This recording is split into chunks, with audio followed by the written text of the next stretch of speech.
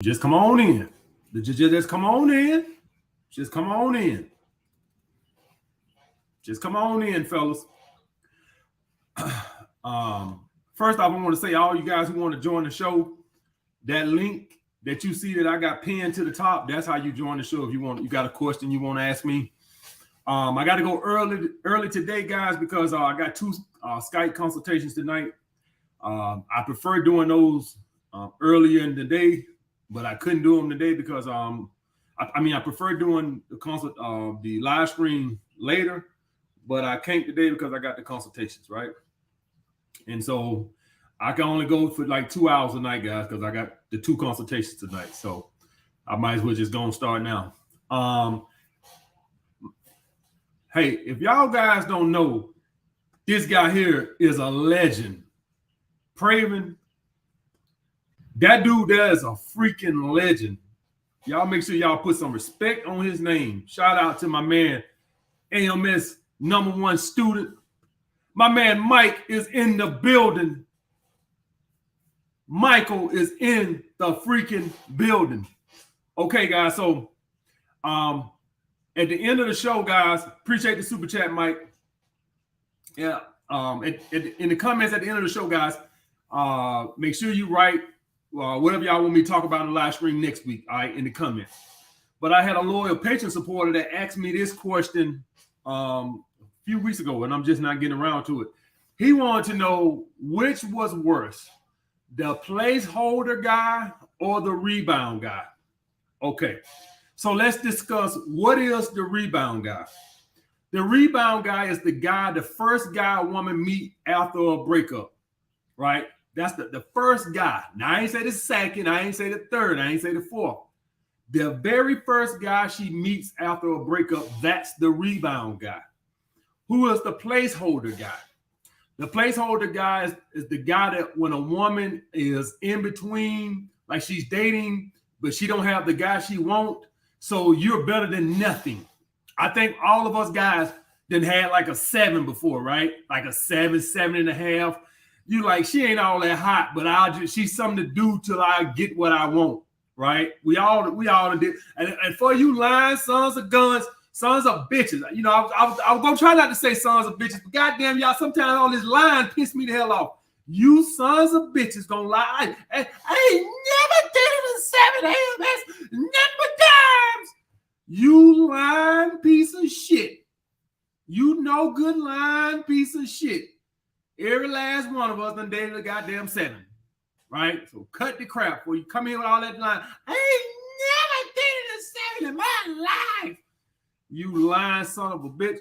But so the placeholder guy is when you're really not, the woman thinks she can do better, right? But she feels like, hey, it's better than being lonely, right?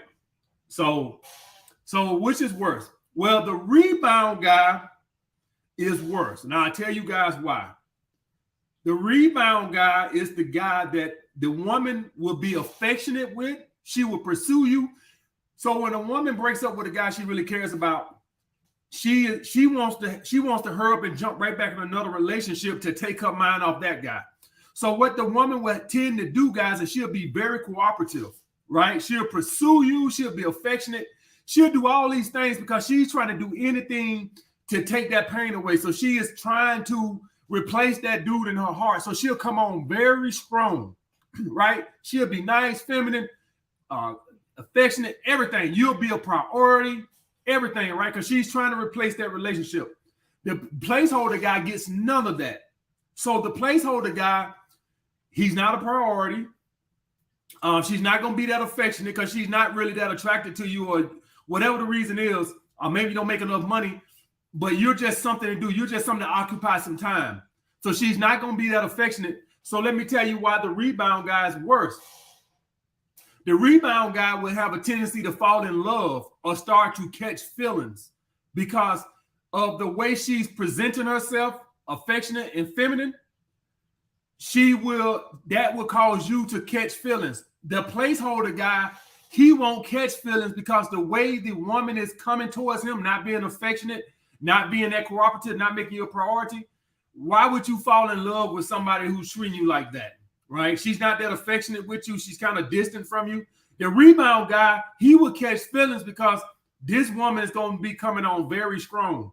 Okay, so the rebound guy is worse because he would be the guy that catch feelings. The placeholder guy, for any of you guys that have never dealt with girls that kind of like you sleep with her, but she's not that affectionate. You can't catch feelings for a woman like that. A woman that you just sleep with that don't treat you like a king, don't text you good morning or good afternoon, how's your day going and stuff like that. You can't catch feelings for a woman like that. At least I can't. All right. So that's why I would say that's who I would say is the worst, guys. The rebound guy. All right, let's get some questions going on. Like I said, guys, the guys who are showing their face will always get preferential. What's up, bro? Going on? What's up with you? Shit, I ain't even gonna ask me. I was just watching, but shit, I got some questions to ask you. Go ahead. With me, you know, I deal with a lot of females and everything, so I really never had a problem. What you really helped me with, I appreciate. You know, YouTubers like you, that I just learned the aspects of life. You know what I'm saying? And everything else art. I have no problem with it, so I don't really get offended by shit these bitches do. Okay. But some of these bitches, what you do when a bitch just want too much of your time, like, and you can't give it to her, like you ain't went out with her in a while, but she begging for your time, and it's just getting just nothing but sexual. Because I'm dealing with this like a 36-year-old, she got kids and shit like that. All right. So what do you do? That's my next question. Now, me, I got out the military last year. I became a personal trainer and I started doing modeling and stuff like that. So I'm making pretty good money and everything like that. I ain't really worried about that. And I just stopped personal training to focus on like modeling, starting to get into acting. I'm gonna start an OnlyFans, everything like that. You know what I'm saying? So I'm doing good, but sometimes I just don't understand where my purpose is in life. You know what I'm saying? All right, let me go back to the first question first. All right, so she wants too much of your time, and the reason I ask you what you do, because women tend to want more time from men that they think have more time to give. So like if you were a heart surgeon working 80 hours a week, she wouldn't be bitching. But if you're a guy working a part-time job, and so then she starts thinking like, well, hell, I only see him once a week. So that's why I say, what are you doing? Like, are you busy like that? Because women tend to respect men time who they know they barely can get. Like if you working 8 hours a week, 100 hours a week, and she know you working that many hours, women typically, let you be because they know you're grinding. Right. But if you're working 10 hours a week part-time, and then she see you once a week, then you're gonna have those issues. So like how much are you busy? Do she know you're busy? Right. And this the thing, like, so I be in the gym a lot. Like I'm a gym rat been my whole life. So a lot of the girls I meet, they in the gym. Like I be fucking these girls, and it's like 4 of them, and they all work out next to each other and shit. You know what I'm saying? And but the chicks that really fuck with me, they see me at the gym. So I'm like, shit, you see me? Like I had this one chick, she invited me out for her birthday. I took the time out of my day to go, and she was like, she started complaining about the next week, like we ain't been out in this much time, blah blah blah. I was like, go out the last week, you know what I'm saying, for your birthday. And she told me it didn't count. I immediately lost. I lost all the traction for it. I mean, I still fuck her, but I don't even want to take her out no more just because she said it didn't even count.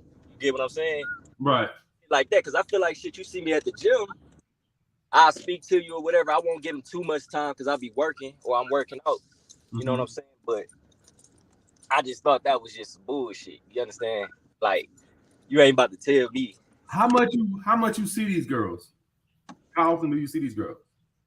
Probably like, damn, I probably walk past them, say what up like once a day. No, I'm talking about how often you see them dating them when you date them. Like once or twice a week. Okay, yeah. and you space them out pretty much apart? Yeah, I try to. So if I got something going on, I'll probably like Friday through Sunday. You know what I'm saying? I try to get them in through there or a new chick because I get bored easily. So I just, but. As far as business going, how much do you work? Shit, a lot. Like I work all week. So I say I work probably typical like 40 hours a week. You know what I'm saying? I'm always hustling. I'm always my thing. I got friends and stuff like that. So that's priority first. You get what I'm saying? So I just think a lot of them. I was thinking it was more so like, I don't know, like I just don't know what they want from a nigga. You know what I'm saying? Well, they obviously like you. That's a good sign. So they want to see you more. So that's actually a good sign. You actually, that's the sign that you want to see from women, that they're asking for more of your time instead of like breaking dates and flaking. And when you ask them, they're like, "Can I let you know by Saturday?" and all this other shit. So you rather have it the way you have it, but you just have to reinforce back home that, hey, you're a busy guy. You're working on stuff that you don't have time like that. Part of the reason they want more of your time is because you don't give it to them. That's what you need to know. And that as soon, that's hypothetically say you went to seeing them 4 days a week. I guarantee you for long they'll be flaking or something. I guarantee you they would. Before long they'll start breaking dates and shit. I guarantee you they would. So that's a good sign. That's an indicator of their interest, that they actually want to see you more. So don't get discouraged with that. Just know that that's indicative of their interest level. But just keep reinforcing that, hey, I'm busy and stuff like that. And understand that that's what's making you attractive to them. The average guy is doing the opposite of what you're doing. The average guy is gravitating more and more towards a relationship. So when a guy meet a girl that he like, so it'll be 1 day a week, then they go to 2, then 3, then 4. So that's what the average guy does. You're doing the opposite. You're not going past 2, which is perfect, right? Keep it at 2. And so that's what keeping their emotions engaged, because you're allowing them to miss you. So like women don't know what they want. They're asking you for more time, but if you gave it to them, I guarantee you they start losing interest. And so you got to understand that. So be careful of that, because women don't know what they're attracted to. Women will sit there and say, I want more time. Give it to them. Next thing you know, oh, my stomach hurt. Now she's getting sick of you. You see what I'm saying? So don't get discouraged by that. For all you guys out there, a woman asking you for more time is a good thing, not a bad thing. Let me put you like this here. If you was at a job and you paid your bills through this job, would you like them cutting your hours or offering more hours? Like, hey guys, we got unlimited overtime. Or would you have them coming up telling some, hey, make sure none of y'all stay on overtime?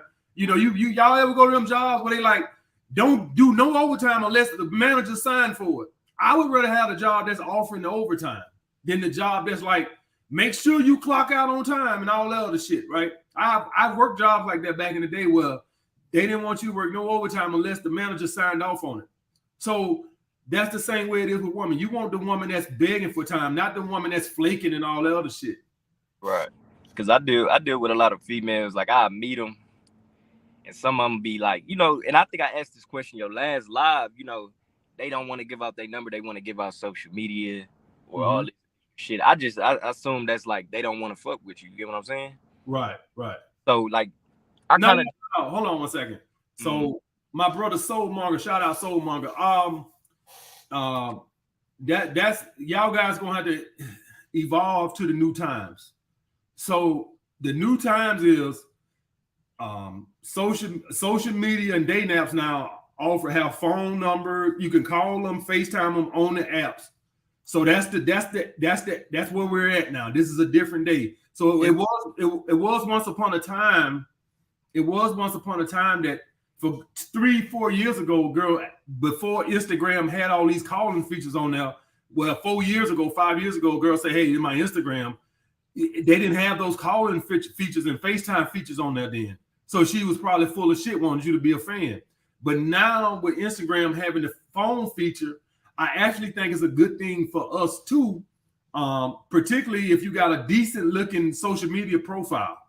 And so this is the way it is now. So you guys got to evolve. Everything evolves in life. So this is where we're at now. So you guys it's more imperative to have a popping Instagram now, because most girls communicate through the Instagram. Especially with these younger chicks. It seemed like the younger chicks, like I get their number, I'll try to call them. And they'd be true, you know what I'm saying? They won't pick up the phone. They'd flake off the phone. So I'm like, okay, that's cool. You already let me know where you stand at. But with the older chicks, probably 25 and up, I call them. They get on the phone and we get to talking. If it go good, we set up a date or something like that. But the younger chicks, it's a lot. It's a lot like different when you trying to call them. Like especially when they like 19. I'm 23, So especially like 19, 20, they don't even want to talk on the phone. They want to text all day and shit like that. Right. So you gotta be careful with them type of motherfucking them females, because they just, I don't know, they just looking for like some type of fan or something like that, or just somebody to chat with and shit like that. Cause and it's funny because I got a couple questions to ask you. What's wrong with texting though? Why you have a problem with texting? Cause I already don't talk too much. You know what I'm saying? So texting is real boring to me, and they want to use emojis and all this extra shit. But the point is, you're supposed to get to the point. You know what I'm saying? Yeah. We ain't finna sit up here and talk all night. Say, hey, what's up, Melissa? Blah blah blah. How's your day? Boom boom boom. You free Friday? You know, right. Let's get to the point. We ain't finna text all back and forth all day about the weather and what's going on in the world. Let's get to the point. Right. And so you have to get to the point. Because I get a lot of females. Because I don't use emojis. I get, like you said, I get to the point. Even when I'm with a female, they say like, I think that sometimes I intimidate them because I think they tell me like I'm quiet and I seem like I think they basically saying I'm like too masculine. Like they want me to be like loosen up and all this, but it's just me. I don't do much smiling. I don't show all my teeth on a date. I just talk, ask them questions. At the end, I ask them back to the crib every time. I don't give a fuck where they went, to be honest.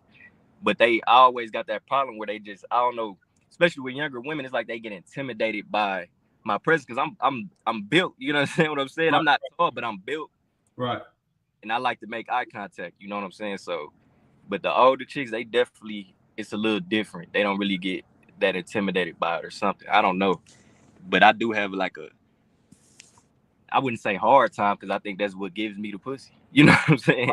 Right. Well, the thing is, bro, it seems like you're doing everything right, and you just you're not getting with the way women are and stuff like that. Like women are always, if you're a very smooth, laid back, chill, masculine dude, women always say loosen up, tighten up. I wouldn't let stuff like that bother me. That's just the way women are. They want you to sit there and play and be goofy with them. Right. And then they're gonna friend zone your ass. So so if you capitulate, the next thing you know, you're in the friend zone. So, and then also women, when they have interest for you, they gonna want to spend more time with you. That's just the way it is. That's indicative of their interest level. So I wouldn't let that type of stuff bother me. You kind of seem like you're letting women ways bother you. I won't let how women are bother you. For the rest of your life, as long as you're masculine and stuff like that, I would say 75% of the women you go out with, as long as you holding that masculine frame, I guarantee they're gonna be like, why don't you loosen up and relax? I've been getting that for a long time, bro. Right, yeah. They want me all.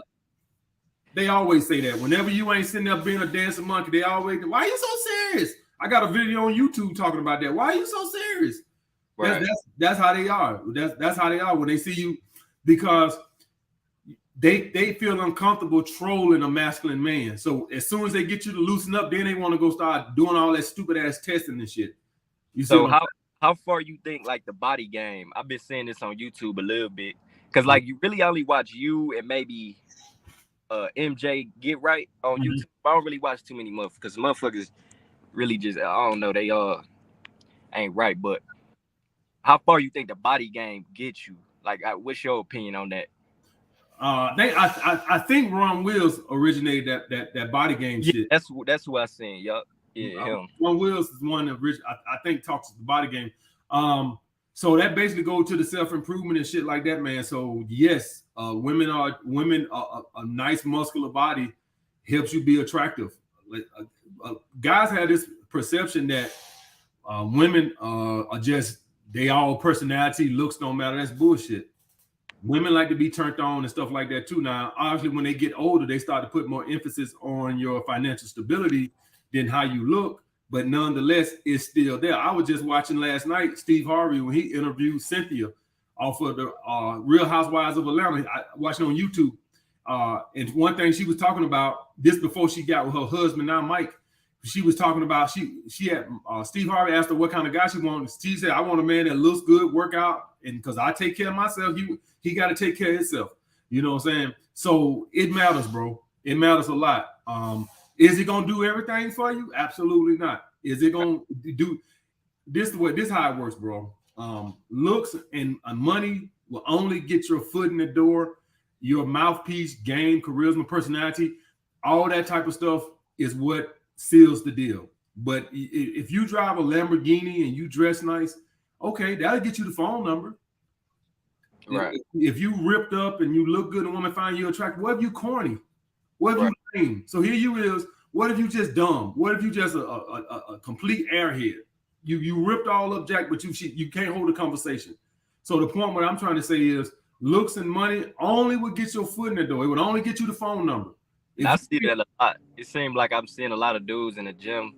They getting their bodies together. Mm-hmm. They just be going around like questioning, like, why the fuck they ain't coming? You get what I'm saying? Why they ain't coming? Yeah, like I got a guy, one of my guys at the gym. He be working out. He in the gym. Mm-hmm. And he be telling me he want to do this with this girl, blah, blah, blah. And I'm just like, well, shit, just go up to her and talk to her. You understand what I'm saying? Right, and he go up talking to her too damn much. You know what I'm saying? I'm like, did you get her number? He like, no. I'm just like, dude, what the fuck is you doing there? You know what I'm saying? A lot of dudes just think that's don't like, oh, they just don't, you know. To the end of time, like that. If y'all remember, then else I tell you guys, to the end of time is always going to be a numbers game. I wouldn't give a damn if you 8% body fat. I don't give a damn if you make $8 million a year. It's forever going to be a numbers game. Only thing that those do is improving your body and improving your finances do is you'll get a better percentage. So the guy who's 30% body fat, if he approach 100 women, the guy who's 8% body fat is going to get more numbers. But if the guy who's 8% don't live a social life of abundance, is not out in a position where he can meet women, you still won't get women. So in other words, if that 30% guy is he's out living a social life of abundance and he's making strong, confident approaches while you sitting at home playing your PlayStation, who the hell you think gonna get more girls? So at the end of the day, what rules the day is the social life of abundance. You're still forever gonna be a numbers game. Right. And I know we was all over the place with this. Like I was just driving down the street when you added me, so my fault. But my next question is so like at the moment I ain't really worried about females. Like I ain't never really had a problem getting them. It is just purpose now. I want to really focus on purpose and finding my purpose. And I'm just doing different shit. I was personal training, but it's cool. But I enjoy training myself. You know, I'm trying to get into bodybuilding, modeling and shit. So that's what I'm doing. Okay. That's the thing. But I just feel like I need something. I just really don't know where I'm going. You get what I'm saying? So how do you find channel? Huh? You got a YouTube channel? I don't know. That's the problem right there. If you're in fitness and modeling, you got to start building a fan base right now. Yeah, Instagram, but not YouTube. No, you got to have YouTube and Instagram. But the reason YouTube is because YouTube is a stream of income itself, right? It's a stream of income itself. So you definitely. So I'm gonna tell you why it's so much harder to just do Instagram opposed to YouTube. On Instagram, you're not providing no value to a guy from just your pictures, right? You look good. On YouTube, I'm able to provide value. So you're able to explain to us how you got that body, go about it. Not only do it make money, so you're actually able to create content, which Instagram has content, but it's mostly just going to be, look at me, I'm jacked, I'm buff, I'm ripped, opposed to on YouTube where we're able to see your personality, and your personality is what makes us follow you, because it's a bunch of ripped guys in the world. But what separates, the guys at the top of them is the personality. Why Arnold Schwarzenegger is Arnold Schwarzenegger because his personality. You know what I'm saying? We can debate all day. Sergio Olivio, what was it, Olivia? Whatever his name is, Sergio Olivia, the first, the guy who beat Arnold. He is debatable if Arnold they let Arnold win because he was an ambassador for the sport. Like he had the personality and Sergio didn't. That's debatable. If y'all go back and look at them old Sergio pictures, particularly when Arnold beat him so he won the 2 Mr. Olympias prior to Arnold winning, right? The 70, 71, I think Arnold won like 69, 70. Arnold won like 6 or 7 in a row, something like that, right? Like 6 in a row, right? And that one that Arnold beat him, I still think Sergio looked better, but Arnold had that personality. And then in my opinion, one no black or white thing, it was a personality thing that Arnold had the personality that Joe Weirder thought could carry the sport. So what I'm trying to tell you is, I get what you're saying, yeah. Personality. So if you ain't got a YouTube channel, you ain't doing nothing. So you got to start a YouTube channel, start building a fan base, start creating content right off the bat. So that's what I would do tonight, especially that you're saying. So how do you get rich? How you get rich? You know how to get rich? No. You get rich by having a product and being able to sell it to the masses. That's how you get rich. It's not about trading time for money. If you can create a program or some programs, $50, $100 program, fitness programs, now you got those programs. Now you just need to draw in the hundreds and millions of people to buy it. So you got the product, and now you're setting on a large, wide scale. That's how you get rich. That's why Amazon is rich. That's why Apple is rich. You got to create a product, and then you got to be able to sell it to a lot of people on a mass scale. Okay? So using YouTube, you need to create you some programs, some workout programs, some merch, create you a logo, but nobody is going to buy that till you create a brand. You got to build a brand. Okay. You know what I'm saying? People will buy the fitness shit just off of, hey, he looks good, so I want to look good. You don't need a brand for that. But if you want to sell merch, that means people are buying into your brand. If you want to sell merch. And merch is where the money's at. I just watched the other day, I think it was yesterday or day for yesterday, where the guy from Gymshark was talking about how he built $1 billion company. I still remember when all those dudes was on YouTube wearing that Gymshark bullshit. Now this motherfucker, he was on CNN talking about how he built $1 billion company. And I'm like, I still remember 10 years ago when Gymshark hit YouTube with Chris Jones and Hodge twins, where all the fitness YouTubers was wearing Gymshark bullshit. So some of the first YouTubers I seen that really got. Well, I've been into fitness my whole life, but they really got me into the muscle building, bodybuilding type shit. You know what I'm saying? Because I'm short. You know what I'm saying? So like, if you under 5'10" shit, you shouldn't be too skinny. You dig what I'm saying? Right. Your comments funny. Your fan base funny. They call it me NLE Chopper and shit. That shit funny, but yeah. I read the comments, man. Yeah, but I get what you're saying though. And that make a lot of sense, because sometimes it just, I feel like I'm just going through just fucking hoes and shit like that. And that shit is played out when you ain't got your purpose together and shit like that.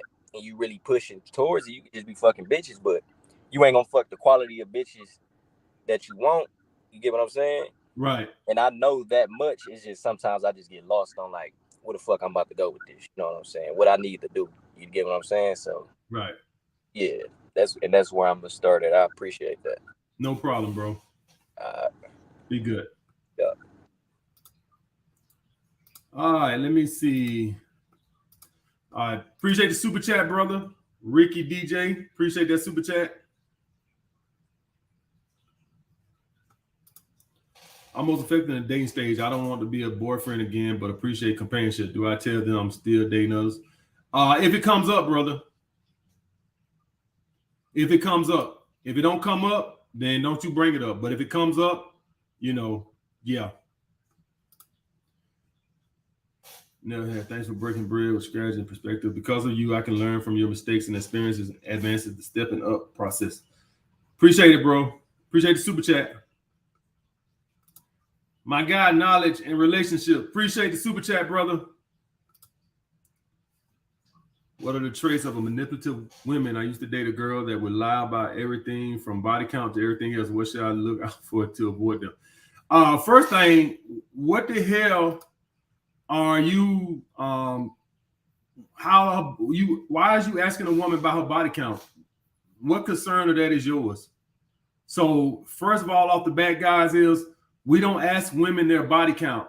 And manipulative women, guys, those are women that, so a number one manipulation from a woman, guys, is they'll do dread game on you, right? They'll come on heavy and then pull back a little bit. That's pretty much the one that, if all you guys want to know the number one trick of manipulative women, what they tend to do is they'll tend to come on very strong and be very submissive at the beginning, say the first 2 or 3 weeks. kind of like love bomb you a little bit, and then pull it back. And as you see them slipping away, your natural reaction is to chase, right? If you had this girl that was so calling, texting, you like, damn, man, whoa, I got it made. Boy, this is it. I got it made, man. I got it made. And then guys, this ain't you doing nothing wrong. You didn't push her away.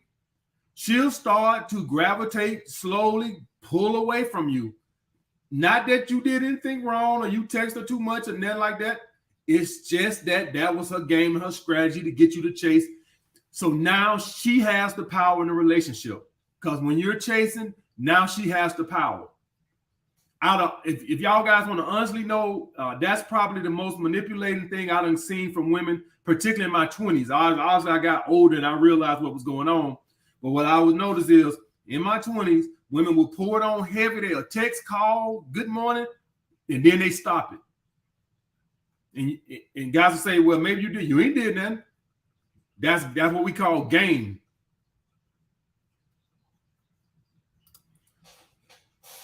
Appreciate the super chat, brother.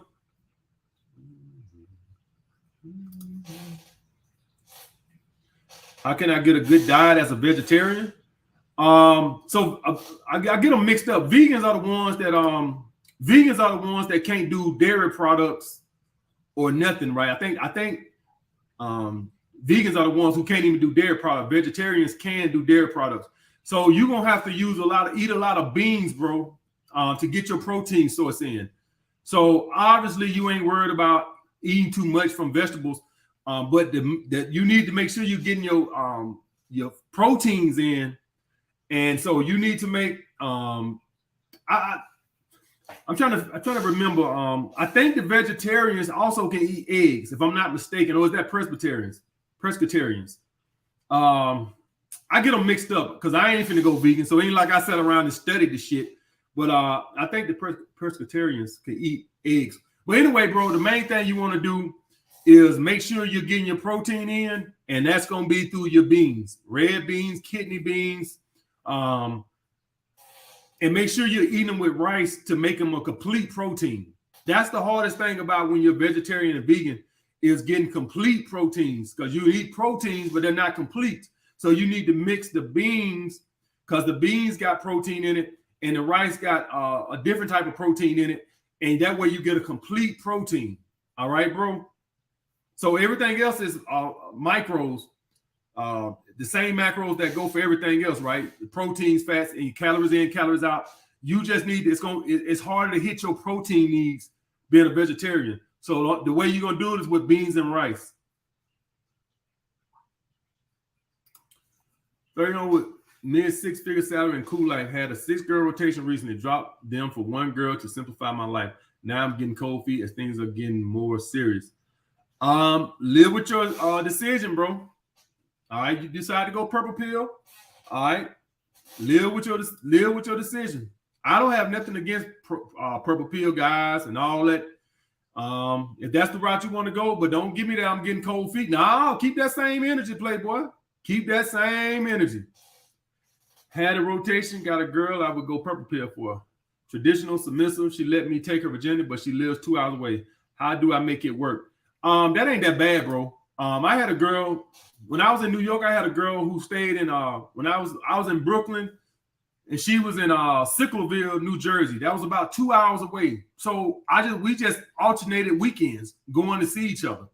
So 2 hours ain't that bad. I also had another girl, I think it was before her, that stayed in Connecticut, like 2.5 hours away from Brooklyn, right? She stayed in Hartford, Connecticut. So the same thing. Before I met this girl, I would go up there. We would alternate. So I was still a security guard then, so I didn't have the weekend off.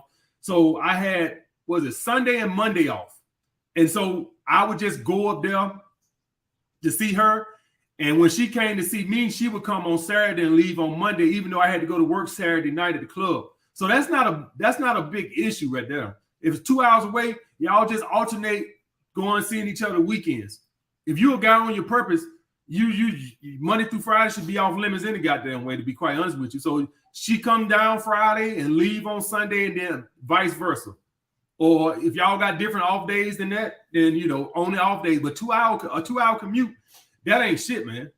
To be honest with you, that ain't shit. I used to do that shit. That shit was fun. Like to just get on the turnpike and drive 2 hours, turn the music on, it's a straight shot down the turnpike, you know, going towards Philadelphia. Shit, just zone out. It was a straight shot. I'm seeing a girl that I'm not that into, but she's really into me. I'm purple pill, but I don't want any relationship with her. Should I break it off? How should I do it? She's a 6 to 10 to me. That's kind of low, bro. That's kind of low. What I will say about that right there, Tyler, is his name Tyler? What I will say about that is that 6 out of 10 is better than a 0 out of 0. I'm gonna tell you that right now. So I'm telling you right now, if you ain't got no other options, I'm telling you, well, that 6 gonna be looking real good if you go through a 3-month drought, 4-month drought. I'm gonna tell you that shit right now. You better do like women do. You better start lining up your replacement. Because I'm telling you, boy, that 6 gonna look real good in about 2 months if you ain't got nothing to replace it. How many of us men, press 1, how many of us men done got rid of a girl like, man, I'm tired of fucking her. I'm tired of fucking her. Got rid of the girl, then went through a fucking 3-4 month drought. Man, I did that shit so many times in my 20s where I would be like, I would just get tired of fucking a girl. So my 20s was funny, right? Let me try to explain something y'all about my 20s, right? I could go through 1 month hot, done bang 15, 20 chicks in a month, then go through a 3-month drought. That shit was crazy when I was young. Like I was like, God damn, how the hell? I had 1 month, can't miss, knocking everything down. Then go to a 2-month drought. Man, that shit was crazy as hell, man. I ain't never, that's why if y'all guys see my video, never throw away reliable booty. If y'all guys remember, that's one of like the top first 20 videos I made. That's why I made it. Don't throw away reliable booty. Because man, I would routinely be knocking girls down. Then for whatever reason, go through a 2-month drought. Sometimes even a 3-month drought. Then I'm hot again, knocking them down. Then go through another month drought. And I learned to keep a spare tire in the trunk. You do what the hell you want to do. I'm telling you what I went through.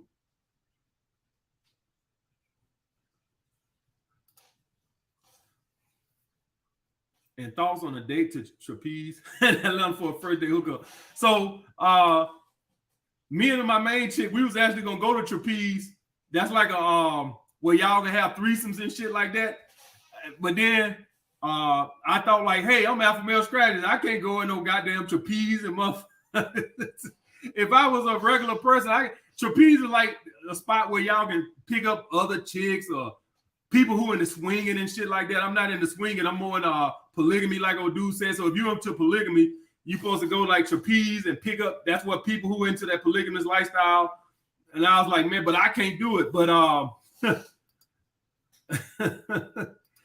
the reason I don't talk about polygamy, man, most guys are fucking incels and can't get no pussy. And you sitting up here talking about some 4 wives, 4 girlfriends.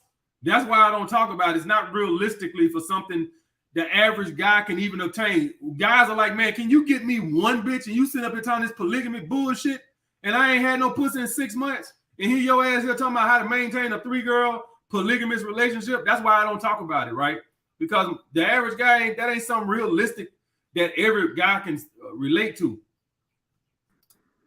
What's up, Danny? Yo, what's good, man?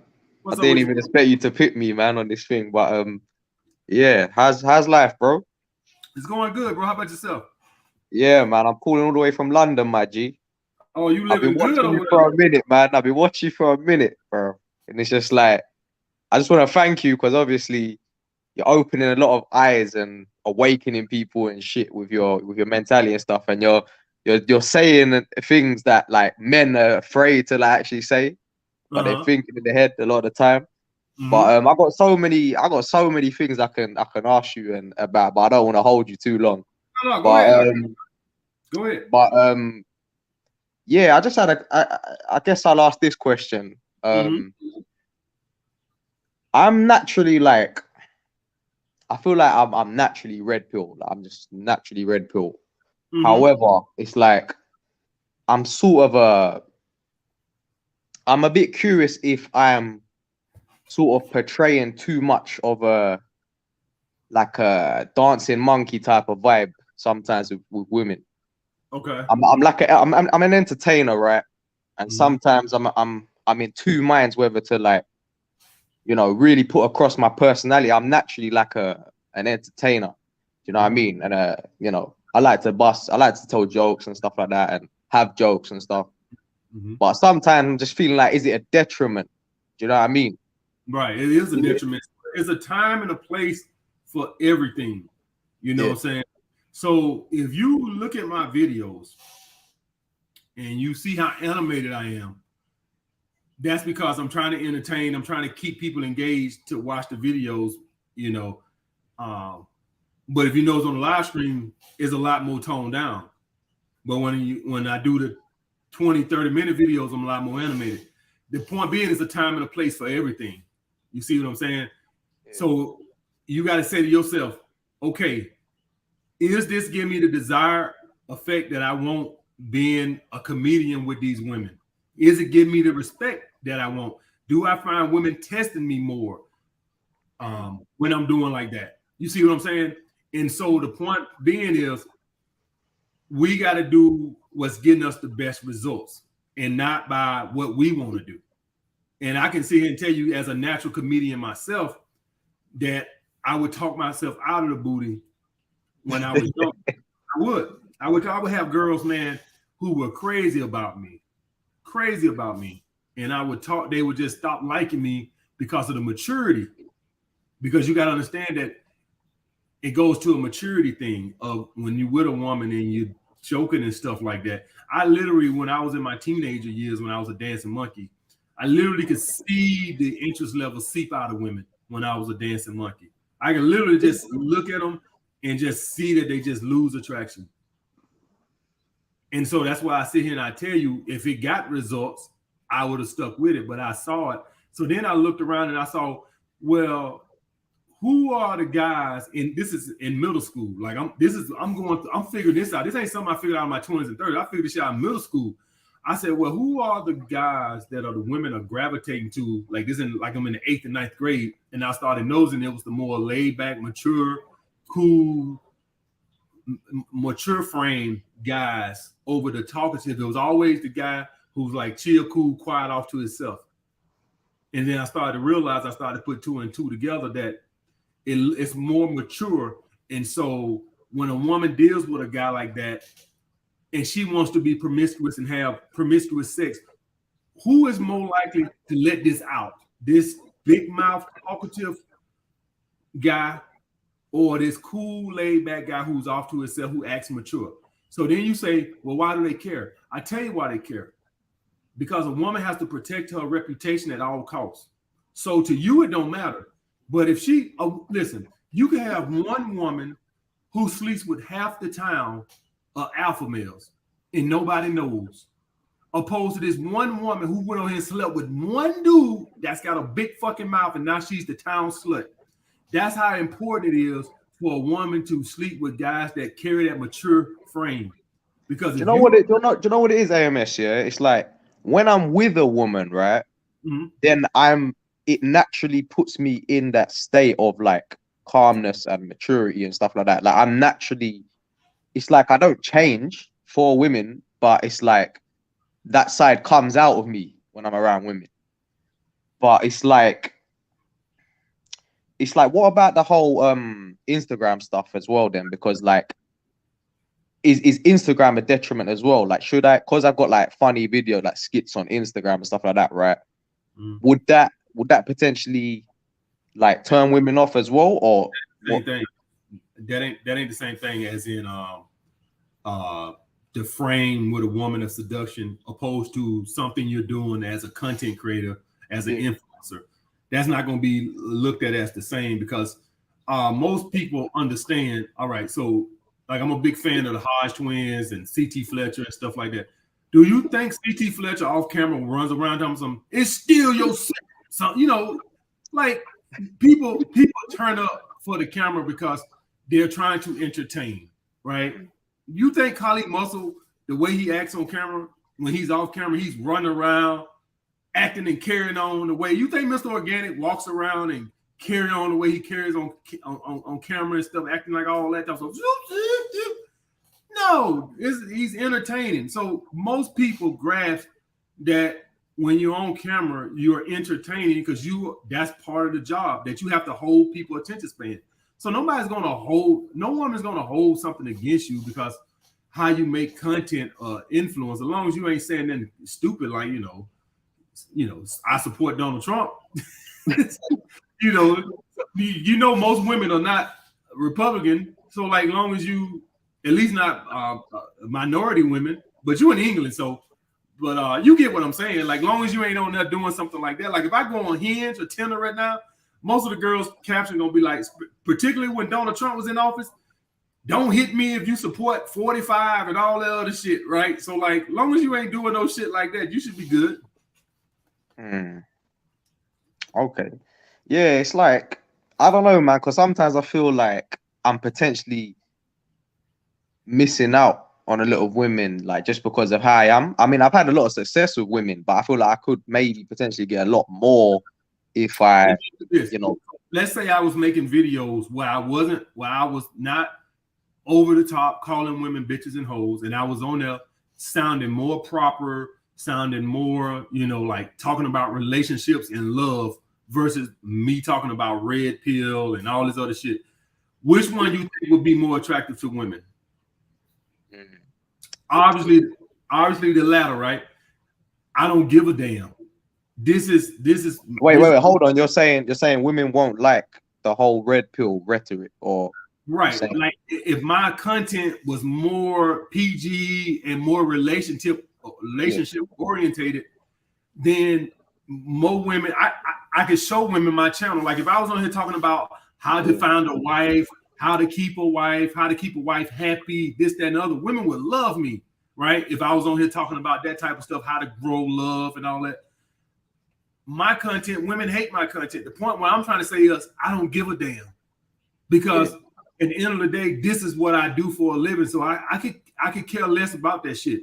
So but is that because you've only got to this stage that you're at now that because if you're on the come up, right, should you then be faking it until you sort of reach that sort of level? If you get what I'm saying, because I'll be honest with you, bro, like I do speak on a lot of red pill stuff, even on my like Instagram and stuff like that. I'm just myself on the shit. I don't like tone shit down. I speak on the truth. Like I speak on all types of shit. Like I feel like fucking Andrew Tate, bro. You do red pill content? Kind of like because like I said to you earlier, it's naturally like who I am, sort of thing. It naturally comes out in my content sometimes. So even though I do like the funny shit, I still keep it real at the same time. So it's like, how do you balance that? And it's like, when am I being too on one side and too like, do you get what I'm saying? Right. So this is what I would tell you, bro. Part of being a alpha male and stuff like that is you don't care. So I really don't care. Like the fact that you care that much about a woman, worried about what kind of content you make, that's way too much energy for me to even care about that. You make what you're passionate about. They don't like it, they can go to hell. I'm just dead serious about it. So that's what I'm saying. So I wouldn't care if I was you. Fair enough, bro. No, that's how I've always felt. I just I don't know, just a little curiosity, man. It's not gonna stop me from doing what the fuck I want to do. You know what I'm saying, bro? Like I'm still gonna do what I want to do. I'm still gonna be me and do what I need to do. Like nothing's gonna stop me. So yeah, man, that's good. I appreciate that, man. I had another quick question. Go ahead. Is it ever possible? How do you feel about the whole being friends with women? Like, I think I know what you're gonna say already, but like, what's your thoughts on that? If I don't find them attractive, then I could be friends with them. Yeah. If they co-workers, I could be friends with them. But outside of that, no, because at work, you want to keep a nice working environment, a cordial working environment, and so yeah, at work, yes. But outside of that, no. Not if I find them attractive. I'm gonna tell you why. It lowers your sexual market value. You don't know that. So all you guys don't know that when you friends with a hot chick, everybody and their mama know you want that chick, but you can't get her. And so you lower your sexual market value. Now, if your friend is 300 pounds, then that's totally different. Nobody thinks that.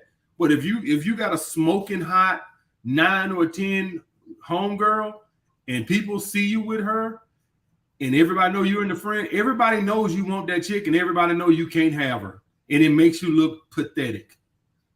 The only caveat I would give to it is if you got a girlfriend, then it's okay, because then people say, well, they're friends, he has a girlfriend. But if you don't have a girlfriend, everybody knows you want that chick. But if you got a girlfriend, then it's okay, because then everybody knows, well, he has a girlfriend, so they're friends. So it's totally different. But if you don't got a girlfriend, it just makes you, it lowers your, when other girls see that this girl got you in the friend zone, everybody knows you want to sleep with her. Well, why the hell would I want to date you when this other girl got you in the friend zone? So you weren't good enough for her, but you're good enough for me? Just think about that. I feel like if you're a man, like you always say, if you're on your purpose anyway, I don't think it's a waste of time and resource anyway to even be trying to be friends with girls, let alone men. Like, just, you know what I mean? But if let's say it like this, let's say I got a smoking hot girlfriend, bad, and then I got this other girl that's my friend. Well, I got this hot chick, so she being her friend doesn't make me look bad. I got a hot chick, but if I'm single and I'm her friend, it makes me look like I'm in her orbiter. You see what I'm saying? So I didn't want just the cold, the hard red pill answers to just say no female friends. They're all trash. They're all using you for attention, right? But I wanted to look at other variables of it. Is other variables of it that it don't look bad if you have, other shit that you're looking at, particularly if I got another girl, if I got a hot girlfriend, it don't look bad. Just going back quickly on the first question I asked, right? So I'm in decent shape. Like, I'm into health, fitness. I've been training for a long time. Do you feel like if you are that sort of entertaining personality, is it what is more important when it comes to like attracting women and stuff? Is it more of like your physical sort of appearance, or like the personality you have as like an entertainer? Like, is one good without the other? Like, what do you think about that? Number one, personality only closes the door, seals the deal. So personality or your looks? Personality only seals the deal. Looks only get your foot in the door. So it depends on which perspective we're talking from. If we're talking from getting numbers, it's going to be your looks. If we're talking about actually sleeping with the women, it's going to be personality. So in other words, you need a combination of both to a certain degree, because the looks is what gets you the phone number. Personality would never get you the phone number. It would never get you the person. But what guys need to understand about looks is that you just need to meet the minimum requirements for what that woman's preference is. The 5, as long as you're a 5 or a 6, you're good, right? But you could be a 10 to that woman, and if your personality and your mouthpiece ain't on point, you won't sleep with that woman. But this dude over here can be a 5, but if his personality and he's funny and charming in a masculine way, and he knows how he got game to get those panties off, he'll sleep with the woman. So one guy's a 10, but he has no game, he gets nothing. The other guy's a 5, but he has game. The 5 is going to win over the 10.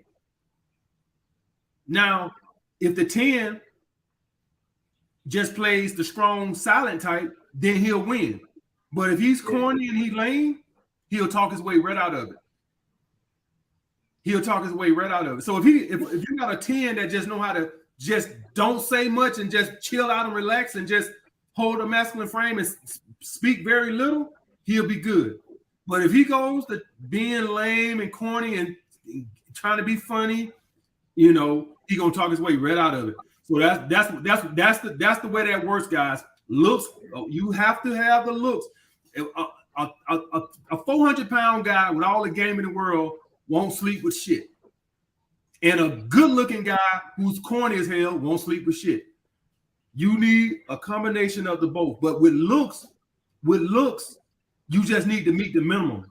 That's it. All you need to do, you do not have to be drop dead gorgeous with an 8-pack and look like you're on a modeling and all that. No, you don't. You just need to be good enough, and then your personality will carry you home.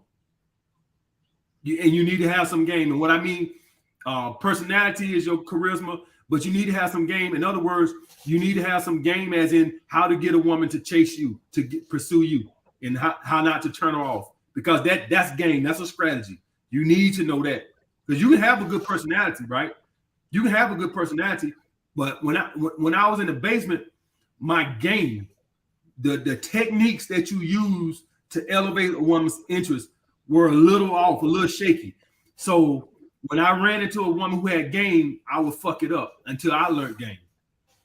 I learned to improve my game, the little mistakes I was making. I hear that, man. I hear that.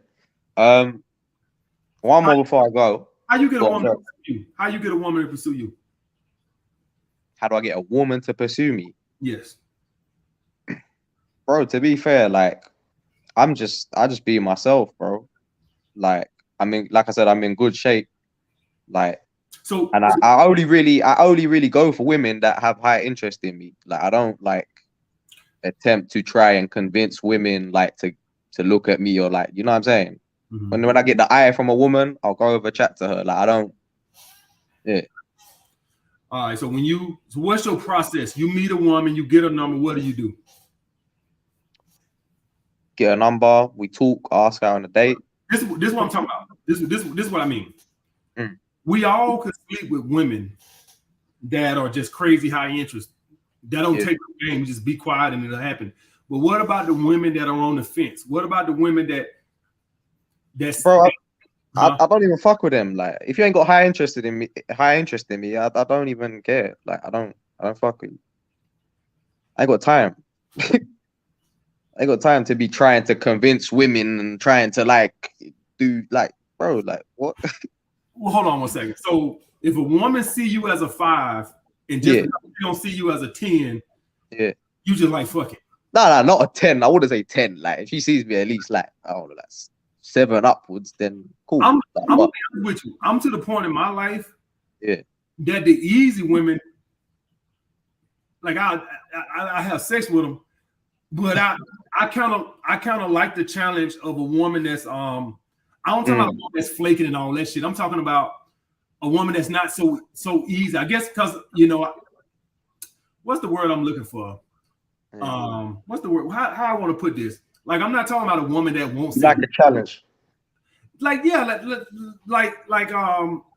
the fun of it, right? Like, I don't want a woman. I want to correct this now. I don't want a woman who's flaking and won't set dates and all that. I'm not talking about that. I'm talking about she sets dates and stuff like this, but she's not the women who are just like all over me.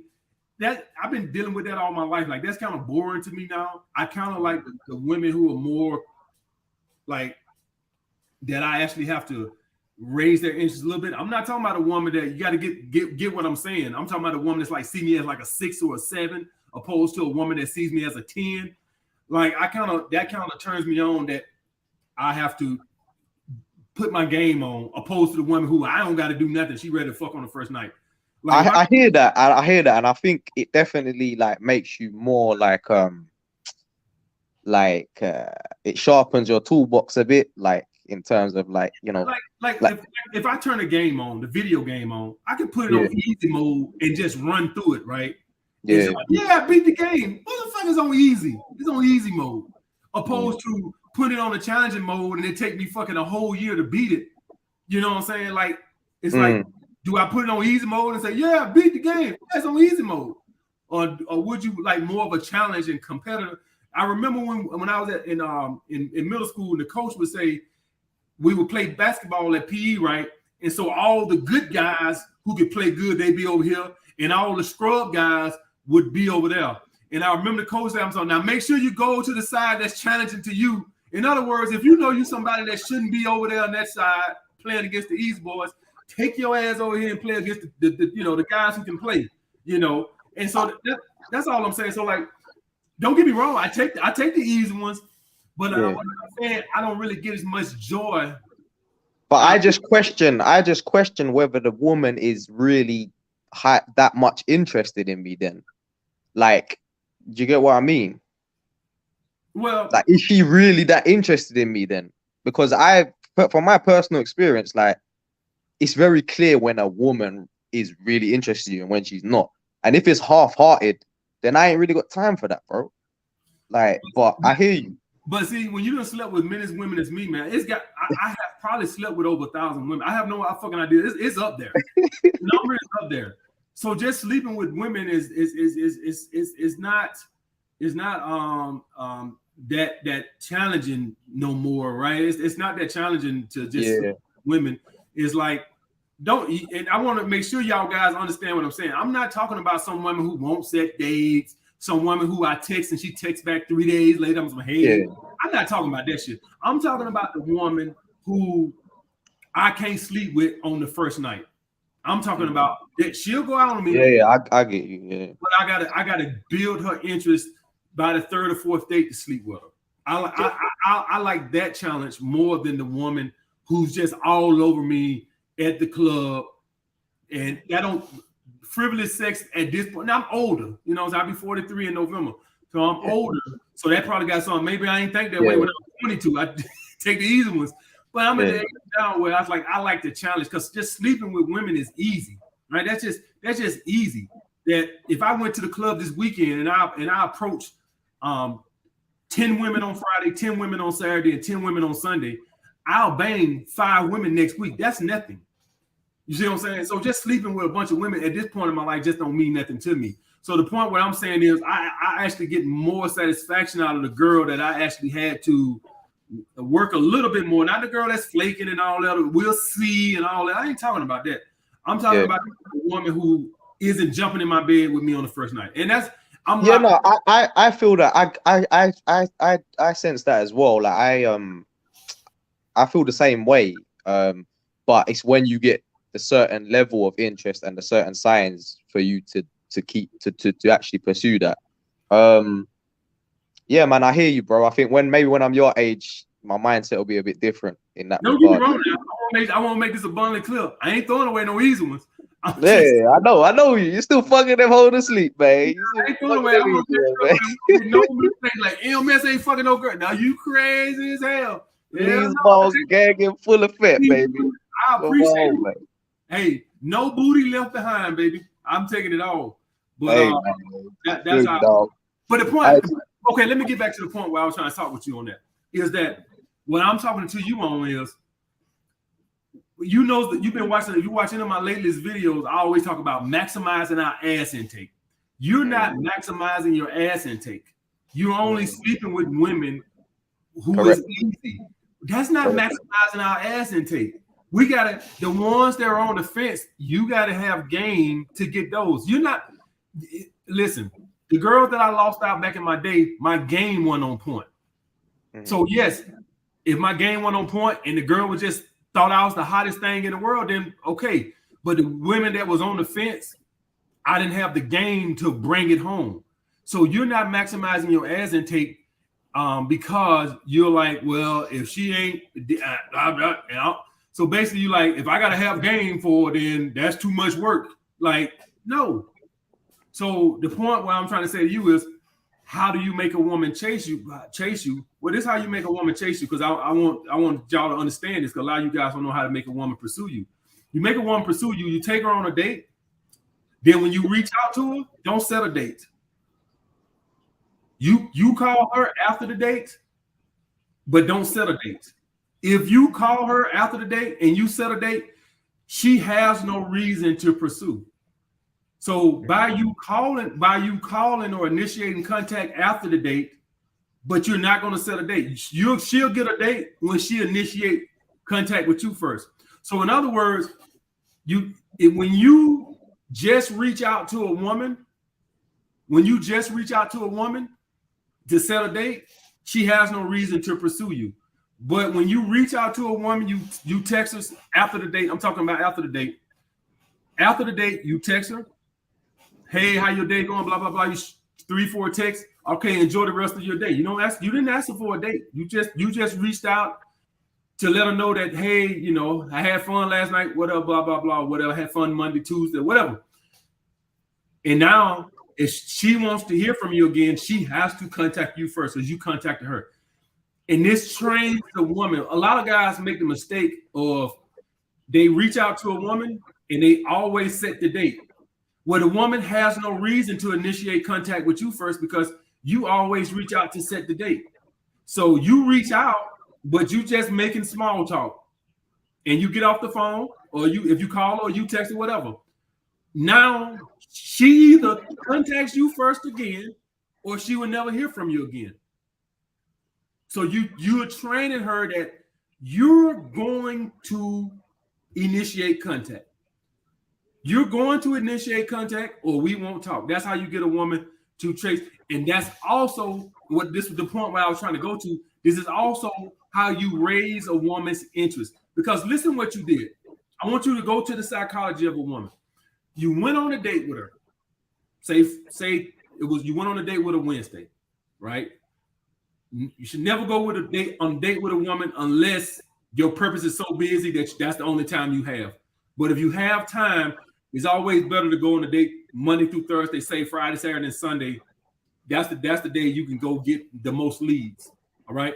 So and also it increases your value, right?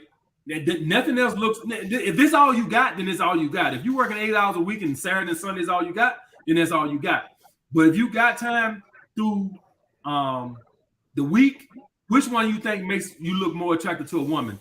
Seeing her on Saturday night or seeing her on Wednesday night? You look like a fucking loser seeing a woman on a Saturday night for a first day. I'm just saying, you know, you don't look like this high value man that's just living limousine riding, jet flying son of a gun. You know what I'm saying? If that's all you got, then it's all you got. But if you can, the weekdays always make you look more high value than on the weekend.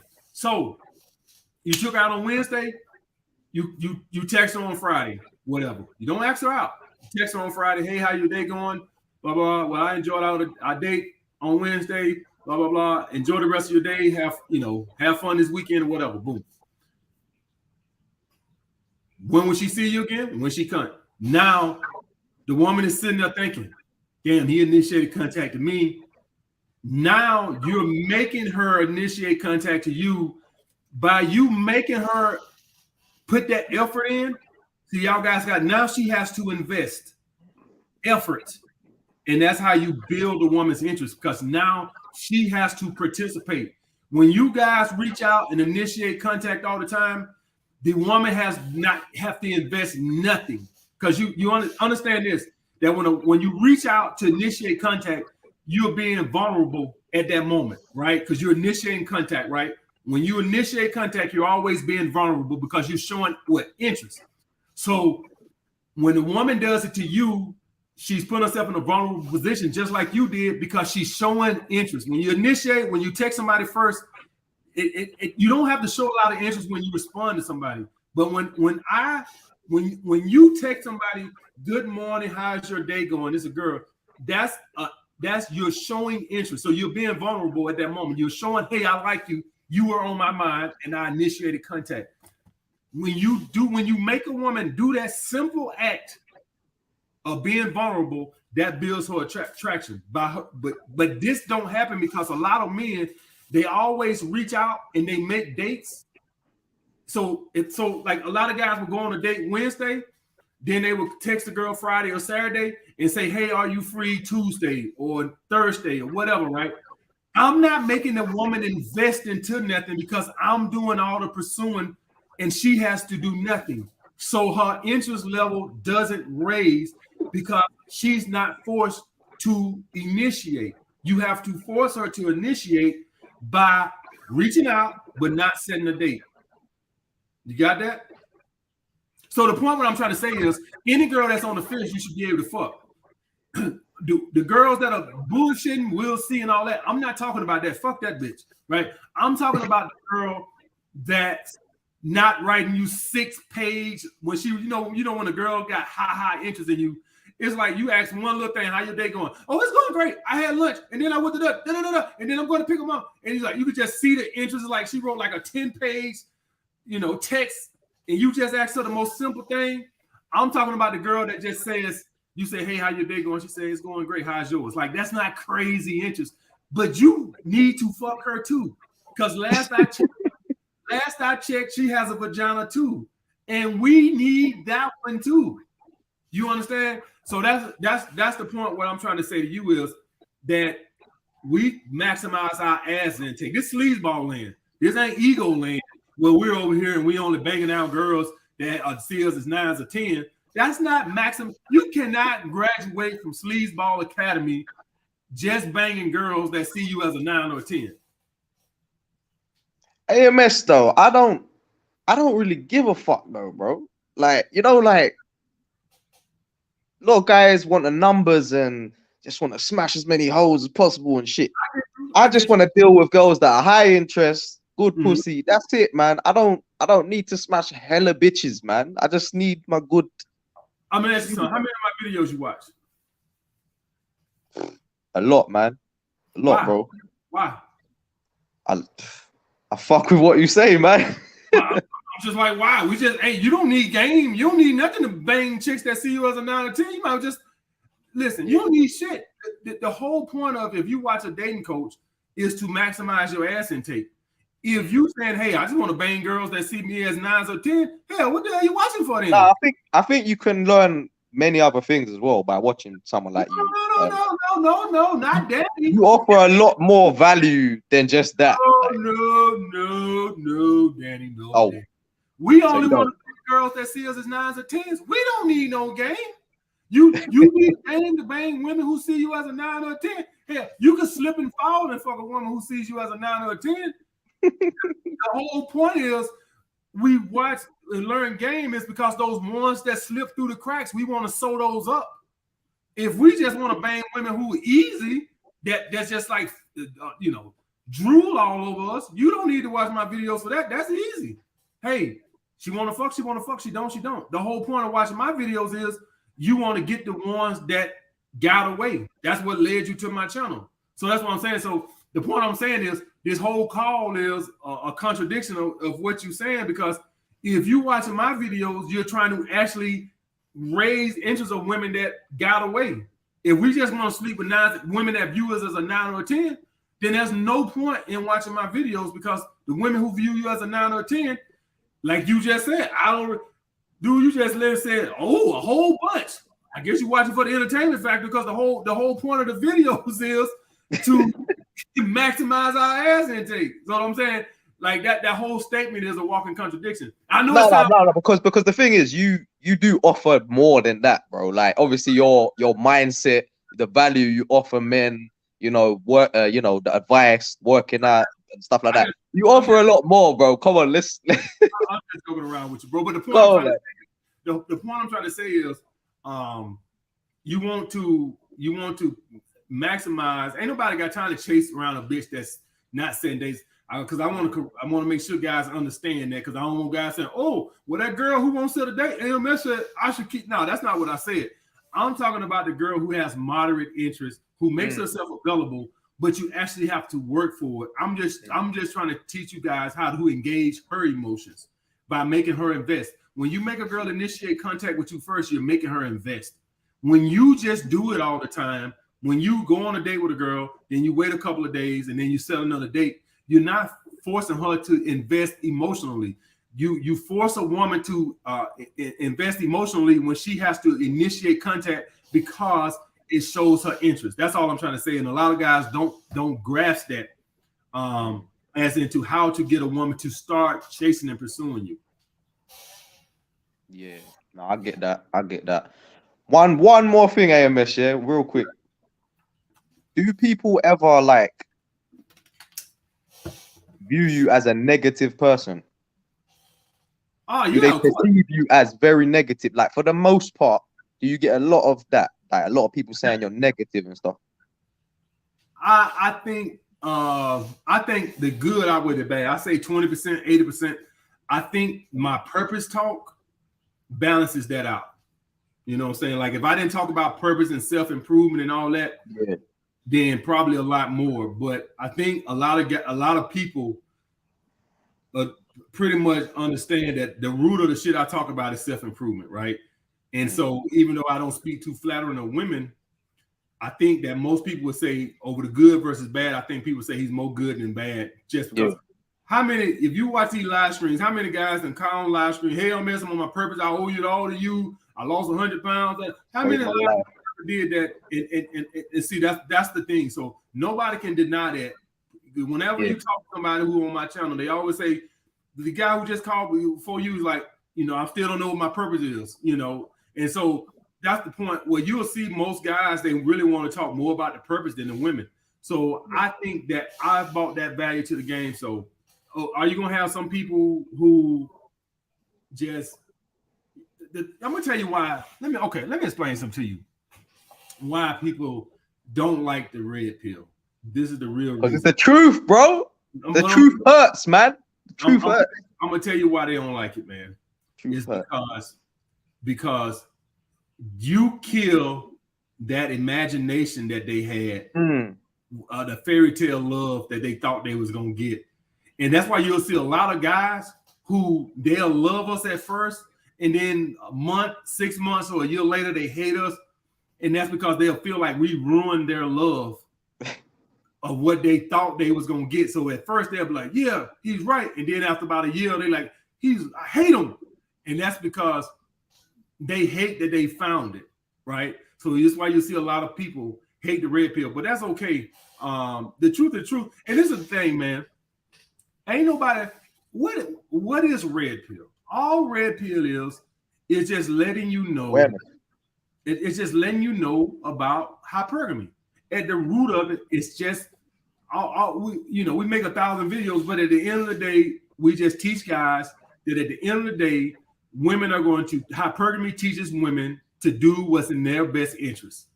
And that's to take care of the offspring. And so women naturally are going to do what's the best thing for them. And people, so guys have a hard time with that. That's all we teach. That's all we teach, bro. The reason why I asked you that is because for me personally, because everyone sees things differently, right? But the way I see it, people like you are what men need. That this society nowadays is like very watered down. It's like very it's weird shit, bro. Like we're losing traditional values and stuff. We're losing the real shit, and it's just like you are so necessary. You're super necessary out here, yeah. And for me, you're spreading nothing but positive shit. And I think the people that are, as people like Andrew Tate would say, that part of the matrix and stuff, right? It's like you're always, them type of people always gonna see it the opposite way. So it's just sad to me though, bro, because someone like you and me, why I asked you that is because a lot of people see me as negative as well, right? But I know who I am. I know that I am a positive person, but because I speak on certain truths, it perceives me as like a negative person, and that's because the truth hurts most people, but the truth sets people, the people like me, the truth sets them free. I accept the truth, and I love the truth. I want to hear the truth. I need the truth. That brings me comfort. Do you know what I'm saying? So it's just sad, bro, because I feel like there's a whole opposite side, and the whole red pill stuff. There's a lot of truths in the red pill, man, and it's sad that the majority of people like out here see it a different way. They see it the complete opposite. So yeah, man, that's all I really wanted to say. But thanks for having me on, man. I appreciate you, bro. You're a legend, man. Like I don't just view you for one thing. I watch you and analyze you, and I appreciate you as a person. Like a lot of people have said in the comments, you're like a big brother, you're like an uncle, you're the OG, man. And hopefully when I'm your age, man, like my mindset might be a bit different, like what you were saying earlier with the whole you know, the women, you like chasing a little bit with the, you know, that sort of thing. Well, when you slept with women easy all your life, Yeah. obviously if you're an incel or a guy who struggles with women, you ain't gonna think like that. But dude, when you don't sleep with as many as women as me, would I be surprised if it's 1,000 women? I would not be surprised. I hadn't kept up with it. But when I was in school, man, girls used to fight over me and stuff. Like serious, girls would fight over me. So like when you don't sleep with many women as me, it's that you get no, you know, value out of that. That's why I'm more into the polygamy lifestyle now, because it's more of a challenge. So what me and the main chick I've been dealing with, we've been having a hard time keeping that third girl, because eventually at some point she starts to feel like she's the third wheel. And so now I'm catching it with finding a girl that is comfortable. Like, you know, we had another girl and she was like, we was riding one day and she's like, I ain't never sat in the back seat and all that shit. I said, oh Jesus. So the point being is, that's why even the polygamy is attractive to me, because it's a challenge, you know, because you know, women are selfish, right, and territorial, and so to share a man, you know, unless you like buying them a Gucci purse every week, to just do it with your mind, you know. So that's one reason I'm gravitating towards the polygamous lifestyles, because I'm enjoying the challenge of trying to find a girl that's happy with being the next girl. Then we having a hard time with that. We done probably already been through like 15 girls since I've been here in Atlanta, because that other girls having a hard time feeling comfortable knowing her role. So when are you coming to London, bro, to fuck these London hoes asleep, man? I'll keep you posted, bro. All right, man. If you ever come, shout me, man. Holler at me. No problem, bro. Check me out as well, bro. Check out my content, if you want, if you got some time. I know you're a busy guy, but my at is right there in the name, Dan Silly, man. Guys, in the comments, check me out. But yeah, man. Okay. Love to everyone in the comments. I love all of you. I love you, AMS. You're the guy. You're the GOAT. Keep spreading the positive messages, man. Keep adding value to men's life. And I'm going to continue watching you, bro. And we'll catch up soon, man. Thank you, bro. Appreciate it, man. Love, man. Love, my guy.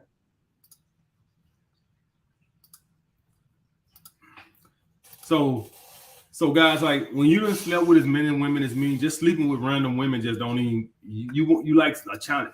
All right. Any thoughts on Casey Xander? I'm looking for coaching, specifically financial. I was wondering if you had any recommendations. Financial coaching. I wish if you can hit back up, bro, and let me know what kind of financial coaching you talking about. Real estate, stock trading, day trading. I would like to know what kind of financial coaching you're talking about. What would you do if your girl started a fight with a dude and came and got you to fight him? So the thing is, it depends on what is he trying to hit her. If he's trying to hit her, then even if she started, I ain't gonna sit there and let no dude beat. Even if she started, I ain't gonna let nobody sit there and beat up my girl. So yeah, you're supposed to always defend your girl. You can chastise her. So this is how I operate, guys. Let's say a dude I'm with starts a fight with another dude, right? Just because he started, you know, I'm gonna get on his ass later. Like, hey man, that was some stupid ass shit you did, got us our fight. But I'm not gonna sit there and let you get your ass whooped. I'm gonna help you fight, and then I'm gonna be pissed off at your ass later. So like, if a woman or family member or a friend of mine and they out and they start a fight with somebody, and then the other person starts fighting. If it's a foul fight, one-on-one, then let them fight. But a man versus a woman, even if she started, I'm gonna help her fight. So if that's my sister, I'm gonna help her fight. If that's a girl I'm dating, I'm gonna help her fight. I'm gonna go off on her ass later though, just like I would a friend. I used to have a friend love to go out and start shit, man. Stop hanging around his ass too. So this is the situation. A girl like this here, I'll help her fight in that situation right there. And I'll probably start fucking with her, because this motherfucker gonna get me killed. I'll help her in a moment. I'm not finna sit there and watch no dude beat up no girl, even if she started, right? Even if she started. And listen, guys, this is even if it's not my girl. Let's say I was on a train, right? And I seen a girl smack a dude, and then a guy came and he finna beat her up. the very least, I would pull them off. I'm not gonna even. I'm just not gonna watch no man beating a woman, even if she started, right? Even if she started, at the very least, I'm gonna stop him. I'm not gonna sit there and watch a man beat a woman. Period. Whether she dating me or not, I'm just not gonna do that, right? I just want to raise that way to sit and watch a man beat a woman, even if she started. But if that's a girl I'm dating, she can forget it. Because I'll say to myself, man, this motherfucker gonna get me killed. Can you take any profits from your investment and put it in your savings account or no? Yeah, bro. But you got to pay if you had the investments over a year, you got to pay capital gains tax. So if you had the investments, so let's hypothetically say the money in my Vanguard account outside of my retirement accounts, let's hypothetically say I took $10,000 off of the money it made. When I have to pay 20% because I'm in a high tax bracket, I would have to pay 20% capital gains tax on that. If you're in a low tax bracket, then you would pay 15% capital gains tax, right?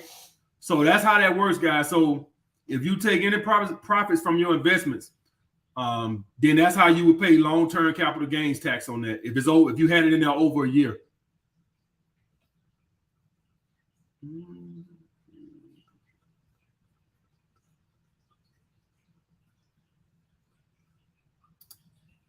Appreciate the super chat, bro.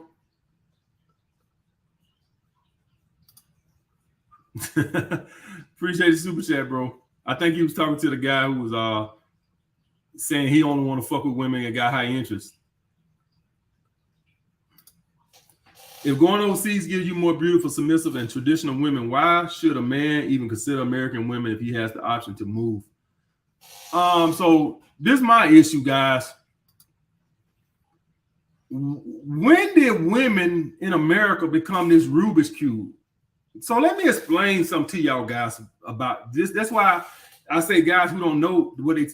So let's hypothetically say you're the best version of yourself, right?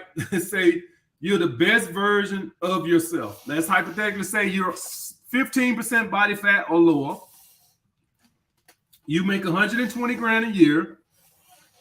You got a decent apartment. It's nice. You got nice furniture in there. You drive a nice, decent car, right? Let's say you're leasing a car for $400 a month, $500 a month. Just a nice, decent car. It ain't no Mercedes. So basically, you got your shit together. You dress nice, your body on point, nice crib, nice car. You go out, you meet a woman, right? You go out, you meet women. This whole submissive thing, guys, has been overblown. Women are only typically going to be submissive to a man that can provide and check her when he has to. That's it. I have no idea where all this shit came from. A woman is going to have if you make $30,000 a year, I'm gonna tell you right now, a woman is going to have a hard time submitting to that because you are not in a position to be a great provider. So right then and there, the woman's natural submissive state goes right out the window because you're not in a position to be a provider. But if you're making 120 grand a year and you're doing pretty well for yourself, and you have the potential to support a family, you carry yourself like a man, and when she doesn't act right, you walk away. I want to know what's so hard about that.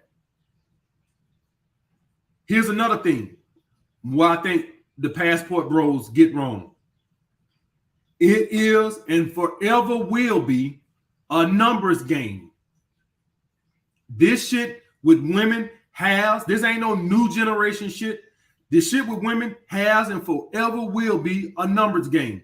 So if you're only getting one phone number a week, you're not going to get any ass. It's just that simple.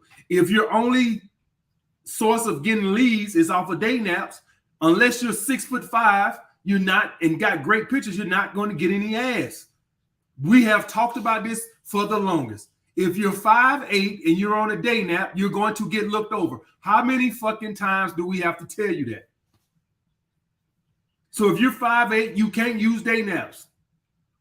Get your ass out the goddamn house and go somewhere and meet some fucking women.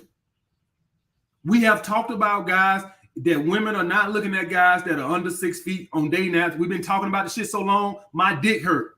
I don't even want to talk about the shit no more. We done talked about that. That women on day naps are going strictly for the guys that are the tallest. We done established that. How many times we got to say it? We've been saying it forever. Okay, get over it. Life ain't fair. Well, goddamn, I don't run a 4.2 40-yard dash, so I can't play in the NFL. Okay, so I got to go do something else. Okay, cry me a fucking river. So at the end of the day, you got to take with what you dealing with. Most guys are not tall enough to get women off of day naps, and then they bitch and complain. Get your ass out the house and go meet women. We've long established that. I make a killing on day naps. Well, I'm 6'4". Shit. So the point being, guys, is get your ass off of, man. So I went and got a massage. So look, this how many girls that's waiting to beg me on Hinge. I'm trying to hold. You see the one say your turn? So I make a killing on day naps. Everybody can't do that. So that's all I'm saying, guys, is that, get out and meet women. Guys are relying on these day naps, not getting anything. Then they say, oh, these bitches, get off day naps. Shit. I'm tired of talking about it. Is it possible to raise a woman who sees you as a 6 or 7 to a 9 or 10? Absolutely, bro. Absolutely. How you do it is you have to make the woman invest. You have to make the woman invest. How do you make her invest? You have to make her have to initiate contact. That's one way. Another way is put the date by you, so she has to travel farther. So let's hypothetically say you and the woman stay 30 minutes apart. Well, pick a date that's by you. That way she has to commute. Now she's invested. So you have to make a woman invest, and then her interest level goes up. Of course, nice, charming personality and all that stuff too. But I'm just talking about from the game aspect. The game aspect is when you're gaming to make the woman invest. That's how you get a woman's interest up, by making her invest.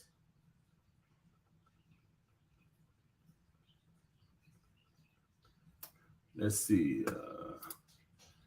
If a girl says she is scared, she feels this much so soon, and she realizes she is scared of being attached again. Is this a lie most of the times or true? That could be true, bro. That could be true. That could be true. She could be telling the truth.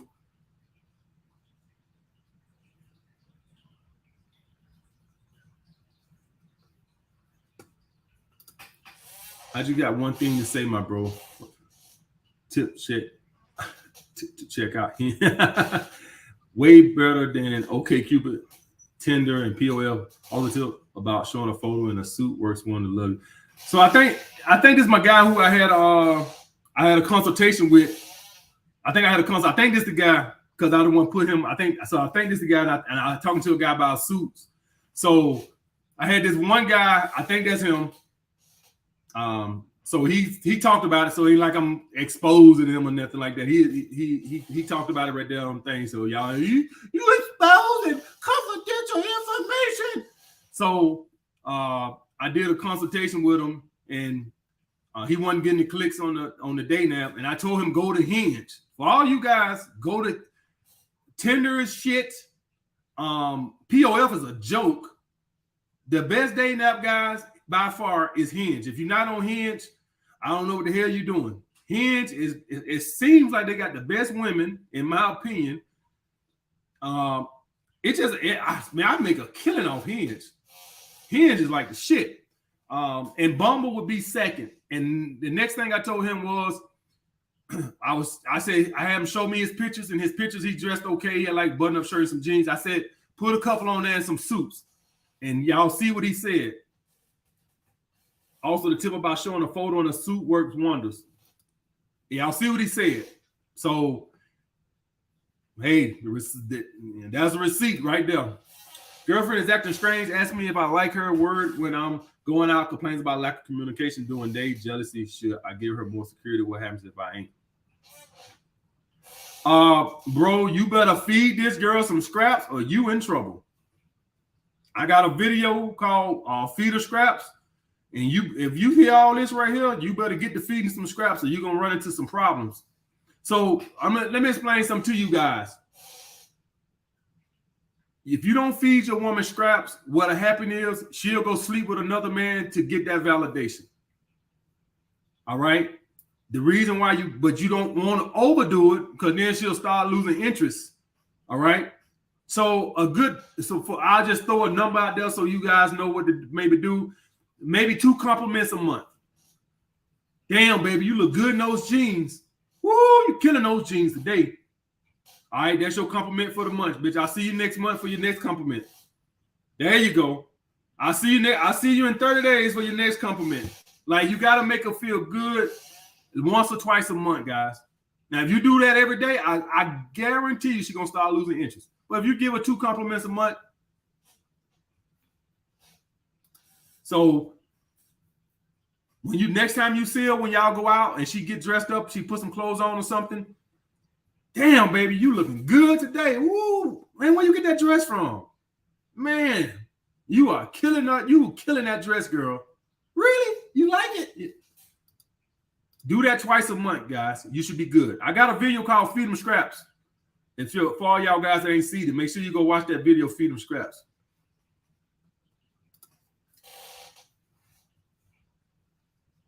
MS, in your attachment video, you said once a month, don't answer your girl's call or text for 24 hours. Do you still believe in that? The attachment video, you said once a month, don't answer your girl's call or text for 24 hours.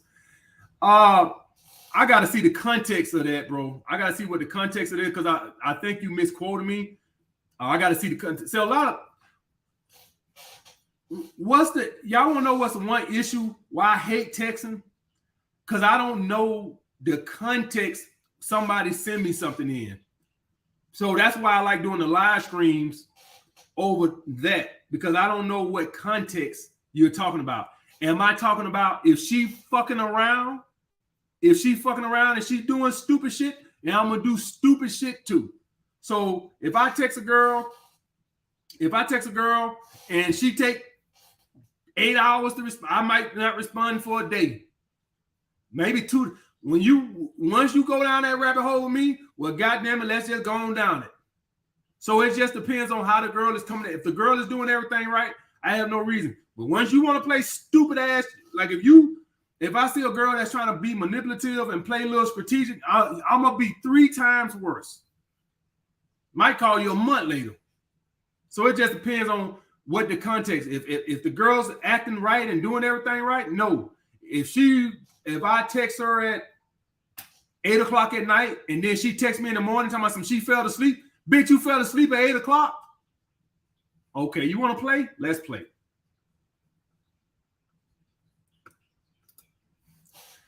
I'm making 6 figures at my job, just got a promotion, but still thinking about real estate every day. I do have my realtor license, but stopped 5 years ago. I once landed this job. I like my job, but not in love. Now, I want to know, why can't you do real estate and that job? So real estate is one of those jobs. Well, I do understand a little bit because they say that if you're going to do real estate, you got to be all in. But I'm trying to think in what aspect of real estate, because with you having a 6-figure income and you're into real estate, you should, I don't know where you're located. Johnny. But if you make $100K a year, if you're able to take $20,000 and put down on some homes, I don't know where you're at. I don't know if you stay in if you stay in New York or California, you don't get them like that. But like if you in Mississippi, Alabama, in certain parts of Georgia, you can find a nice home to rent out or flip for $200,000, right? Maybe you buy it for $200,000 and then put $5,000 into it, $10,000 into it, and add $30,000 to the value, whatever. So I don't understand. Do you mean selling real estate full time? So it just depends on the context. This is what I would say, bro. This is what I would say. You like your job. Real estate is one of those high risk, high reward type things. A lot. It's got like, if you're talking about being a real estate agent, if you can sell, you're doing good. But real estate is one of those things that got like a high turnover, like a personal trainer. Like if any of y'all guys want to be a personal trainer, man, that's one easy job to get. The reason it's easy to get, being a personal trainer got the highest turnover I ever seen in my life, because a lot of trainers can't sell, and so in 3 months they right out the door.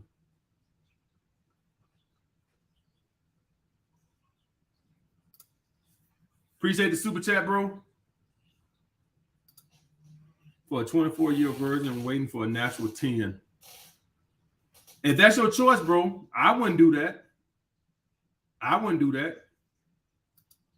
Hey, you know, that's just like you saying a 24-year-old guy waiting to get a $200,000 CEO job. I mean, if that's your choice, that wouldn't be my choice.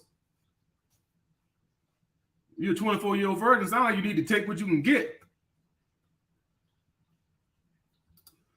I'm doing great, bro. Appreciate the super chat, Lewis. Love your content. I work as a data scientist in Brazil and make good money, but don't go out much. I'm in a good shape, but I have social anxiety. Should I hire a coach or PUA or a therapist to date more women? Yeah, you definitely gonna have to see a therapist, bro, about social anxiety. So I used to. Now that I take anxiety a lot more serious now that I got more knowledge on it, right? So I get it now. And basically, guys, anxiety is like a mental disorder, right? And so it's like mental health type shit. Like it's in your head. So you definitely gonna have to go see a therapist. I used to didn't take that stuff serious, but now I do, because now I grasp it more since I started looking up mental health and stuff like that. I know a little bit more about it. So I get it's kind of like all in your head, but it's a serious thing. So yeah, I would definitely look into a therapist, bro. Let's see who we got. JM, what's up, bro? JM went to use the restroom. What's up, bro? Hey, what's going on, best? I'm doing great, bro. What's up? Good, big fan, man. So it's funny that the other guy, Danny, I think his name was talking about that issue about like high interest versus low interest women. Uh-huh. It's the same thing with that. So I'm gonna basically like give you the rundown and see what you think. So okay. Basically, right, I think I might be a Chad, bro, because like how it happens is like the girls I sleep with, it'll be fast, bro. Like I'm talking about kind of like first night within like 10-15 minutes. But I noticed after that, I can still smash, you feel me? But I can't get them like mentally invested. Like I remember going back to your obsessed video, got to get, invested into chasing your validation and stuff like that. But sometimes you sleep with them so fast, in my case, it's like, what more is there to chase? You know what I'm saying? It's like, so one thing I talked about, I don't talk about it as much no more. I say attachments, but I used to hear me talking about souls. Souls is when I talk about attachment, basically I'm talking about getting a woman's soul. Sex is nothing. You want a woman's soul. And so you want her mentally, it's easier that way. When you get a woman's soul, you can say, hey, I want $100 out your check every Friday, when you get a woman's soul, right? And so, but the only way you're going to get there is you got to get there by slowly getting her to a point to where she's chasing you. And so you're struggling with that. And so basically what you're basically the Chad guy that don't have no game. Yeah, I can see that in a sense, because I don't think in my life, like just my opinion, I don't think I've smashed a girl that saw me lower than like, just if I'm having to be honest, just like that's just my thing a bit about it. I've noticed I've had girls obsessed with me. It wasn't like a whole lot, but I noticed the one thing I did notice about them was I didn't smash the first night. Like I went to the common denominator. I waited. I think one girl was probably like 2-3 dates, and the other one's like probably 3, I think. But it's that it was a lot easier to get them obsessed with like me more than just like sex and just the physical. You know what I mean? But yeah, that's just mostly what I'm going through. And now I'm in college. Well, I was in college too, so I just got out of college like a year. Did you play sports or something? No, I don't play sports. I was in a frat, but I mean, I didn't play sports. Okay. So what's your normal procedure after you meet a woman? So you meet a woman, you slept with her, then how do you proceed from there? I let her pursue me, and like I say, good 80% of the time, like 75% of the time, they pursue me. But it's not anything like serious, like take me out. Like it's let's come over to the crib. You know, we watch a movie, we just chill. Most of them, the majority of them do that. But like I said, the ones that have been obsessed with me, like it was just that slow kind of like courtship, not courtship, but you know, and like that slow kind of letting them build that interest, like you said, pursuing out to how your day going. But it's so funny because when I used to have that, right? This, bro, honestly, like when I just got onto the red pill, I was kind of like that. I had girls obsessed with me, but I didn't want it. I just wanted to smash. Right. But now I'm like kind of the opposite. Now I'm like, all right, I'm tired of just smashing shit, and that seems to be all they want me for now. Like, I don't know. Right. Ain't nothing wrong with that. But the point is, you want to develop that until you maintain interest, and you're not doing that. So I'm trying to figure out, do you not care? You don't want to? Because if you don't want to, then but if you like, hey, I would like these girls to fall in love with me, or do you just like I don't care? I mean, it was nice. You know, I don't need it, but I'm like right now, so I'm getting where you know, like all right. It won't happen if you don't care. So that's what I'm saying. If you don't care, you have to like. That's what I want. If you like, I'm really good. Then I mean you're not gonna put the effort in. Yeah. To do that. So if you don't care, then that's fine. But you have to want that for it to happen. Yeah. You have to be a guy that wants souls to get souls. Yeah. Yeah. You know what's crazy? Most of the time when I did get the souls, like you said, those couple times before. Then, but I guess it's just the way I came off, type of thing. Like now, I'm kind of different now. Like I don't care, like you know, losing sleep at night. Oh, she's not obsessed with me, but it's like, all right, it would be nice because, like you said, like I've you know slept with the woman fast. You know what I mean? So it's kind of getting old to me now. But yeah, I guess I will fall in the. All right, I kind of want it now. So how do you go about it? Because my thing is this, right? So you always say initiate, you know what I'm saying? So if you don't stop me, like I'm not gonna stop, you know what I'm saying? So it's like what I'm saying is you get women souls by making them invest. Yeah. So you could tell her she could come over and cook for you sometime.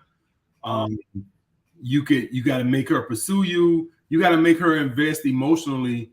Couple that with when she's with you providing an experience. And so if you're not providing an experience, you're not gonna get a soul either. Like if we're just sitting on the couch, I know you're in college, but you still got to think of fun things to do that don't cost money. You know what I'm saying? You can think of things to do where y'all spend $20. That's fun. You know, I'm not in college or whatever, but you think of something that, hey, if we go do this, I spent $20. That's you want to emotionally get her invested in you, as in when she's not with you, she's thinking about you. And when you provide an experience, and they don't have to cost money. If you got money, then fine. But if you don't have money, you just have to think of stuff that's fun to do that don't cost nothing. Like you'll be surprised at what holding hands, walking around a lake, and y'all stop on a bench and y'all make out right there on the bench and stuff like that. Like stuff like that. Like you don't got no money, so you have to think outside the box. But to get her, you got to get her to invest in you. And another way you get a woman to invest in you is when she's emotionally thinking about you all the time when you're not there. And when you provide an experience, when you're fun, when I'm with Dawson, when I'm with him, man, I have so much fun. I'm still thinking about, I can't wait till I see him again. You see what I'm saying? And so that's the point. What you sit on that couch. How you expect a woman when you're not providing that great experience? How can you expect a woman to fall head over heels in love with you and be attached with you when we're just Netflixing and chill all the time? There's no excitement there. You see what I'm saying? And so I'm not going to be emotionally invested in that because say I get what you want. Say if I'm the girl and I get what you on Sunday. Well, Monday, am I daydreaming about our day on the couch? wow, I had a great time on that couch. Man, I can't wait to do that again. But what if we went to the park and we made out, and then we stuck our feet in the lake, then we went fishing, then we went rock climbing, and we had so much fun the whole day, Monday and Tuesday. I'm just waiting to get back to Dawson. You know, it's funny. Girl that was obsessed with me, I used to do shit like that. I used to go we used to go on the park. But like I said, I kind of like once I got red pilled, I just wanted to smash, and that's pretty much all I knew since then, and it worked. I mean, it worked for me. But so what you're saying is basically like taking more slow, being like experience based instead of like, hey, come over, because I know like I'm here to bug with you, bro. Like, yeah, I know like if I invite a girl over here, I know I'm smashing the first 90% of the time. But my thing is, my question to you is, should I just like forget about the crib for now, or just like, bro, let me explain something to you. You in college right now? I'm a year out of college. I'm a year out of college. Okay. But I deal with this like since that year out of college. But yeah, go ahead. But you still dating women that are in college? No, I'm saying I'm still dealing with like the chat thing, even like a year out of college. Okay, all right, go ahead. What was your point? What was you going to ask me next? So my question to you is like, so should I just like kind of forget about the smashing right off the bat and try to make it an experience right away, or just like No. When you smash her off the bat, okay, she's invested sexually, but now you got to get her mind. So when a woman sleep with you, she's investing that way also, right? Sexually, she's investing in you. So that's good. You got one investment. Now you got to get the mind. So now when you go and provide this experience with her, and you're this fun guy, and y'all are doing fun things, and I'm gonna tell you personally, the cheap things that are fun are usually better than the things that cost money, because the cheap things is usually going to be some type of adventure, right? It's going to be, and usually money thing is going to be some relegated to eating or a concert. Those don't emotionally grip you the same way the adventures do. And the adventures typically don't cost nothing, but it takes more effort on your part because you're doing something. It's more adventure, right? So the point what I'm saying is, you need to have a woman. When the woman is not with you, if the woman is with you on Sunday, you need her thinking about you Monday, Tuesday, Wednesday. What you do on Sunday is going to have her mind that Monday, Tuesday, Wednesday. That's what builds the attachment. If you're not providing anything on that Sunday, then she has nothing to think about Monday, Tuesday, Wednesday. So it's hard to build that attachment when you're not providing those experiences. Yeah, I got you. So my question is, so late, right? I bring it to the crib, smash. So even after that, what a week later? Your phone breaking up. Say that again. My fault. So say for instance, like, all right, my situation, right? So I'm girl to the crib, boom, smash, right? So then maybe later be like, hey, you want to, get some coffee or whatever, just some bullshit like. The next day or the day after, just text her. Yeah. Just text her. Don't set a date. Mm-hmm. You got to get her to start to initiating contact, pursuing you. That's going to start. That's going to get her to invest in emotionally. Mm-hmm. All right. So don't set a date. You reach out. You say, hey, blah blah blah. Text, hey, how your day going? But don't. She got to initiate contact with you. Once she initiate contact with you, now we're gonna set a date, and we're gonna provide that experience. Okay. Number one mistake guys make, from what I've seen, is guys don't know how to get women to pursuing them. They reach out after the date, and they set another date without making the woman start to initiate contact. So after the date, you reach out first, but don't set a date. You need to make her put herself in a vulnerable position to initiate contact with you before you set the next date. Then provide the experience. Okay, so like, hey, how your day going? Yeah. Hey, how your day going? In school today, blah, blah. Okay, enjoy the rest of your day. Because I don't want it to come off as beta, but it's like, sometimes you got to like, I don't know, like to get her to invest, you got to invest something a little bit. So like.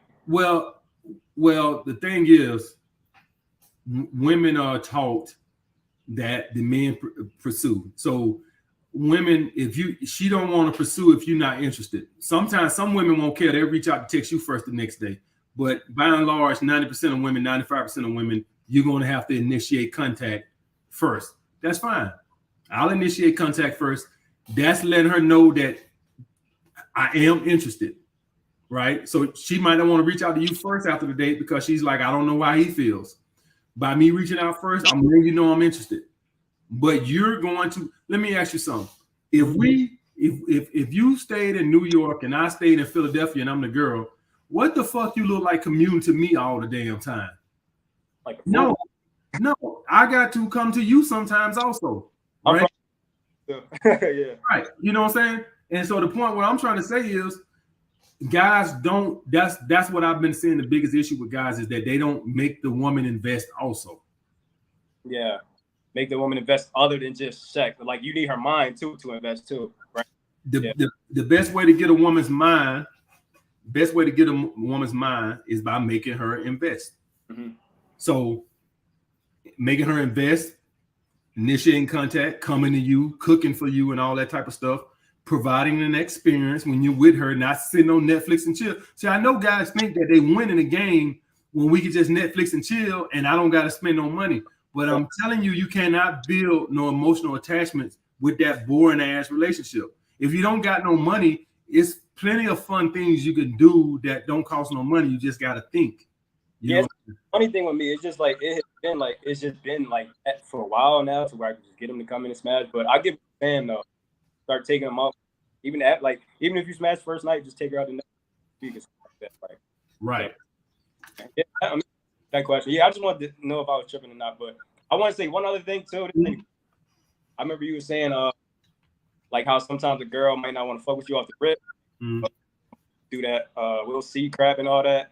And reaching out, hey, and then you just keep it brief. Yeah, I'm good. Or even sometimes I just like the message, like they reply on my story, like I like the message, and then like probably 3-4 months later, hey, what you doing? Like that shit. That's fine. Try to set a date. Don't take it personally. If when the girls reach out like that right there, that means that she probably had something going on at the time. Maybe now she's available. Yeah, I'm saying that works, bro. Yeah. Okay. Sure. All right, bro. Yeah, Appreciate it, man. Appreciate it, bro. Be good, bro. All right, let's see. Starting my YouTube and Twitch today, ready for the grind. Thank you for the inspiration. Appreciate the super chat, bro.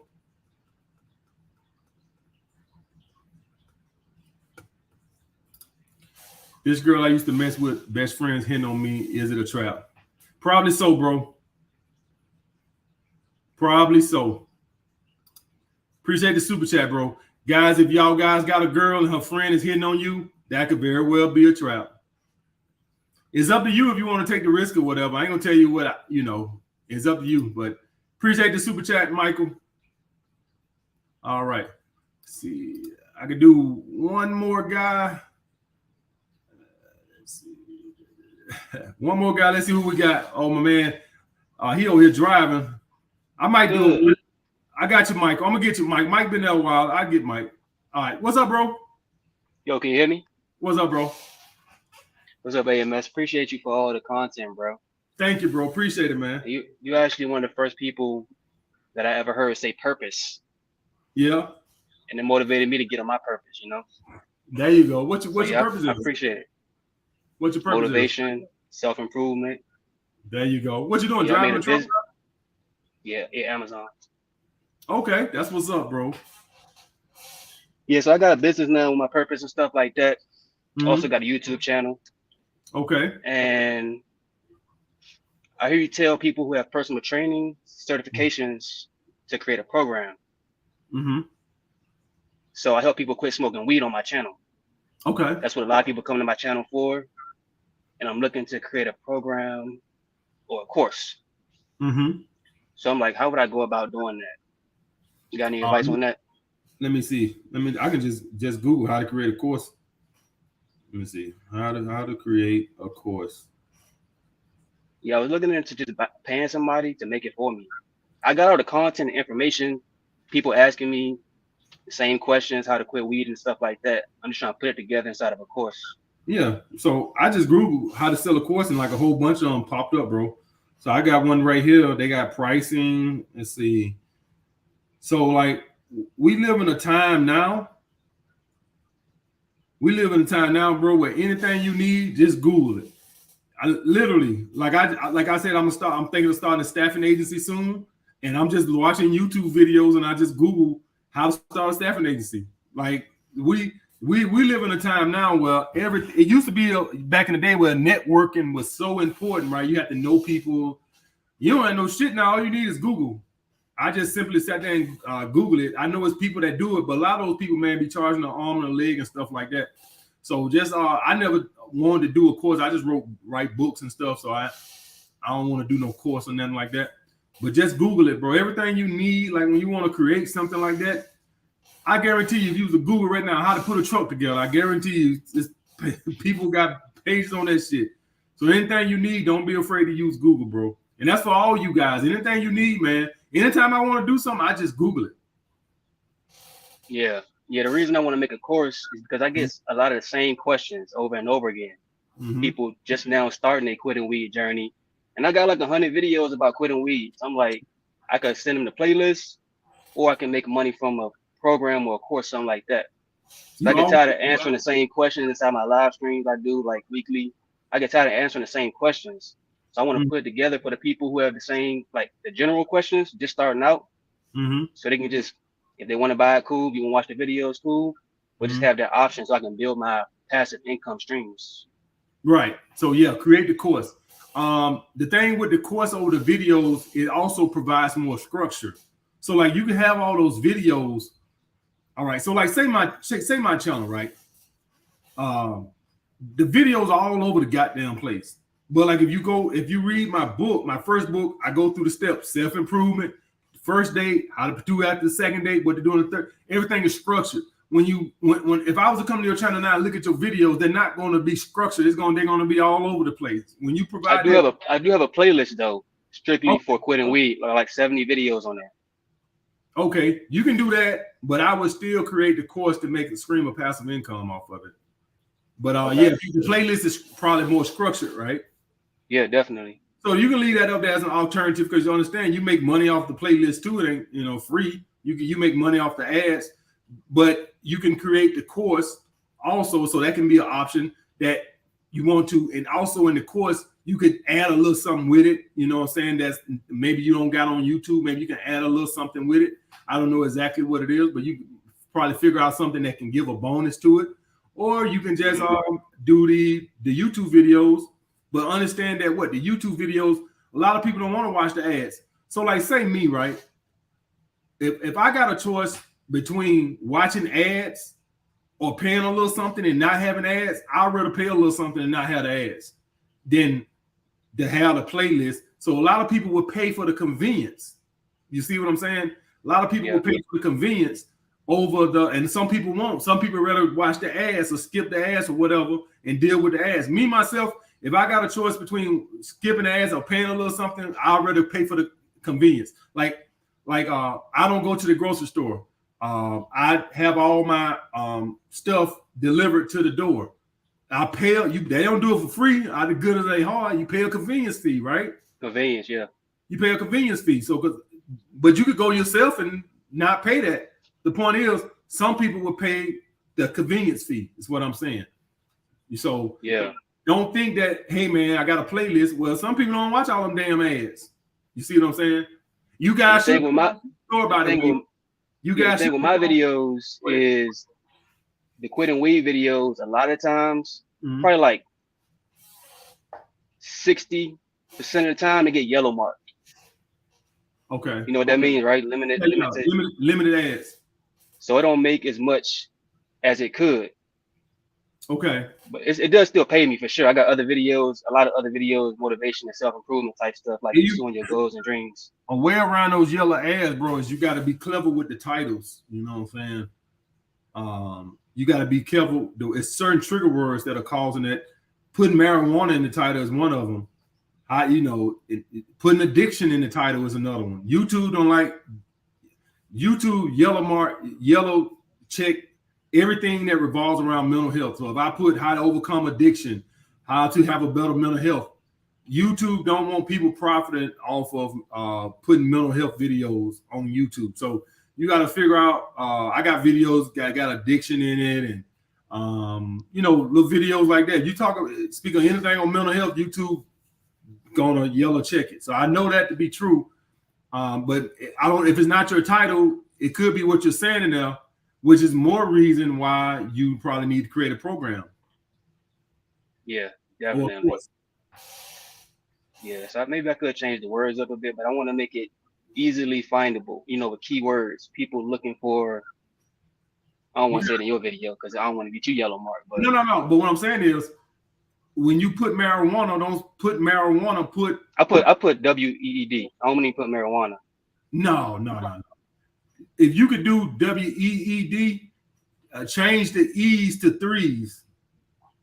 I did that before too, and it worked. I did that before. Yeah, try that. Change the E's to 3s so the algorithm will pick up the weed. So like if I put sex in the title, I don't put sex. I put a $EX. Yeah, you know what I'm saying, to get it past the thing. You see a lot of people saying grape. They don't say the other word, the R word. They say grape because it's certain trigger words that automatically demonetize. So right. All right, I'm gonna try that out. Hopefully, they can still find the videos though. It might be a little hard, but they might be able to find it. Okay. So, second question is, how would you go about growing this business right now? I'm doing a lot of marketing, TikTok, Facebook, Instagram. Also, putting some money into Google Ads. That's been helping me out a lot as well. Anything else, or would you just continue just uploading? Just stand with it, Well, this is the best way to go about doing it.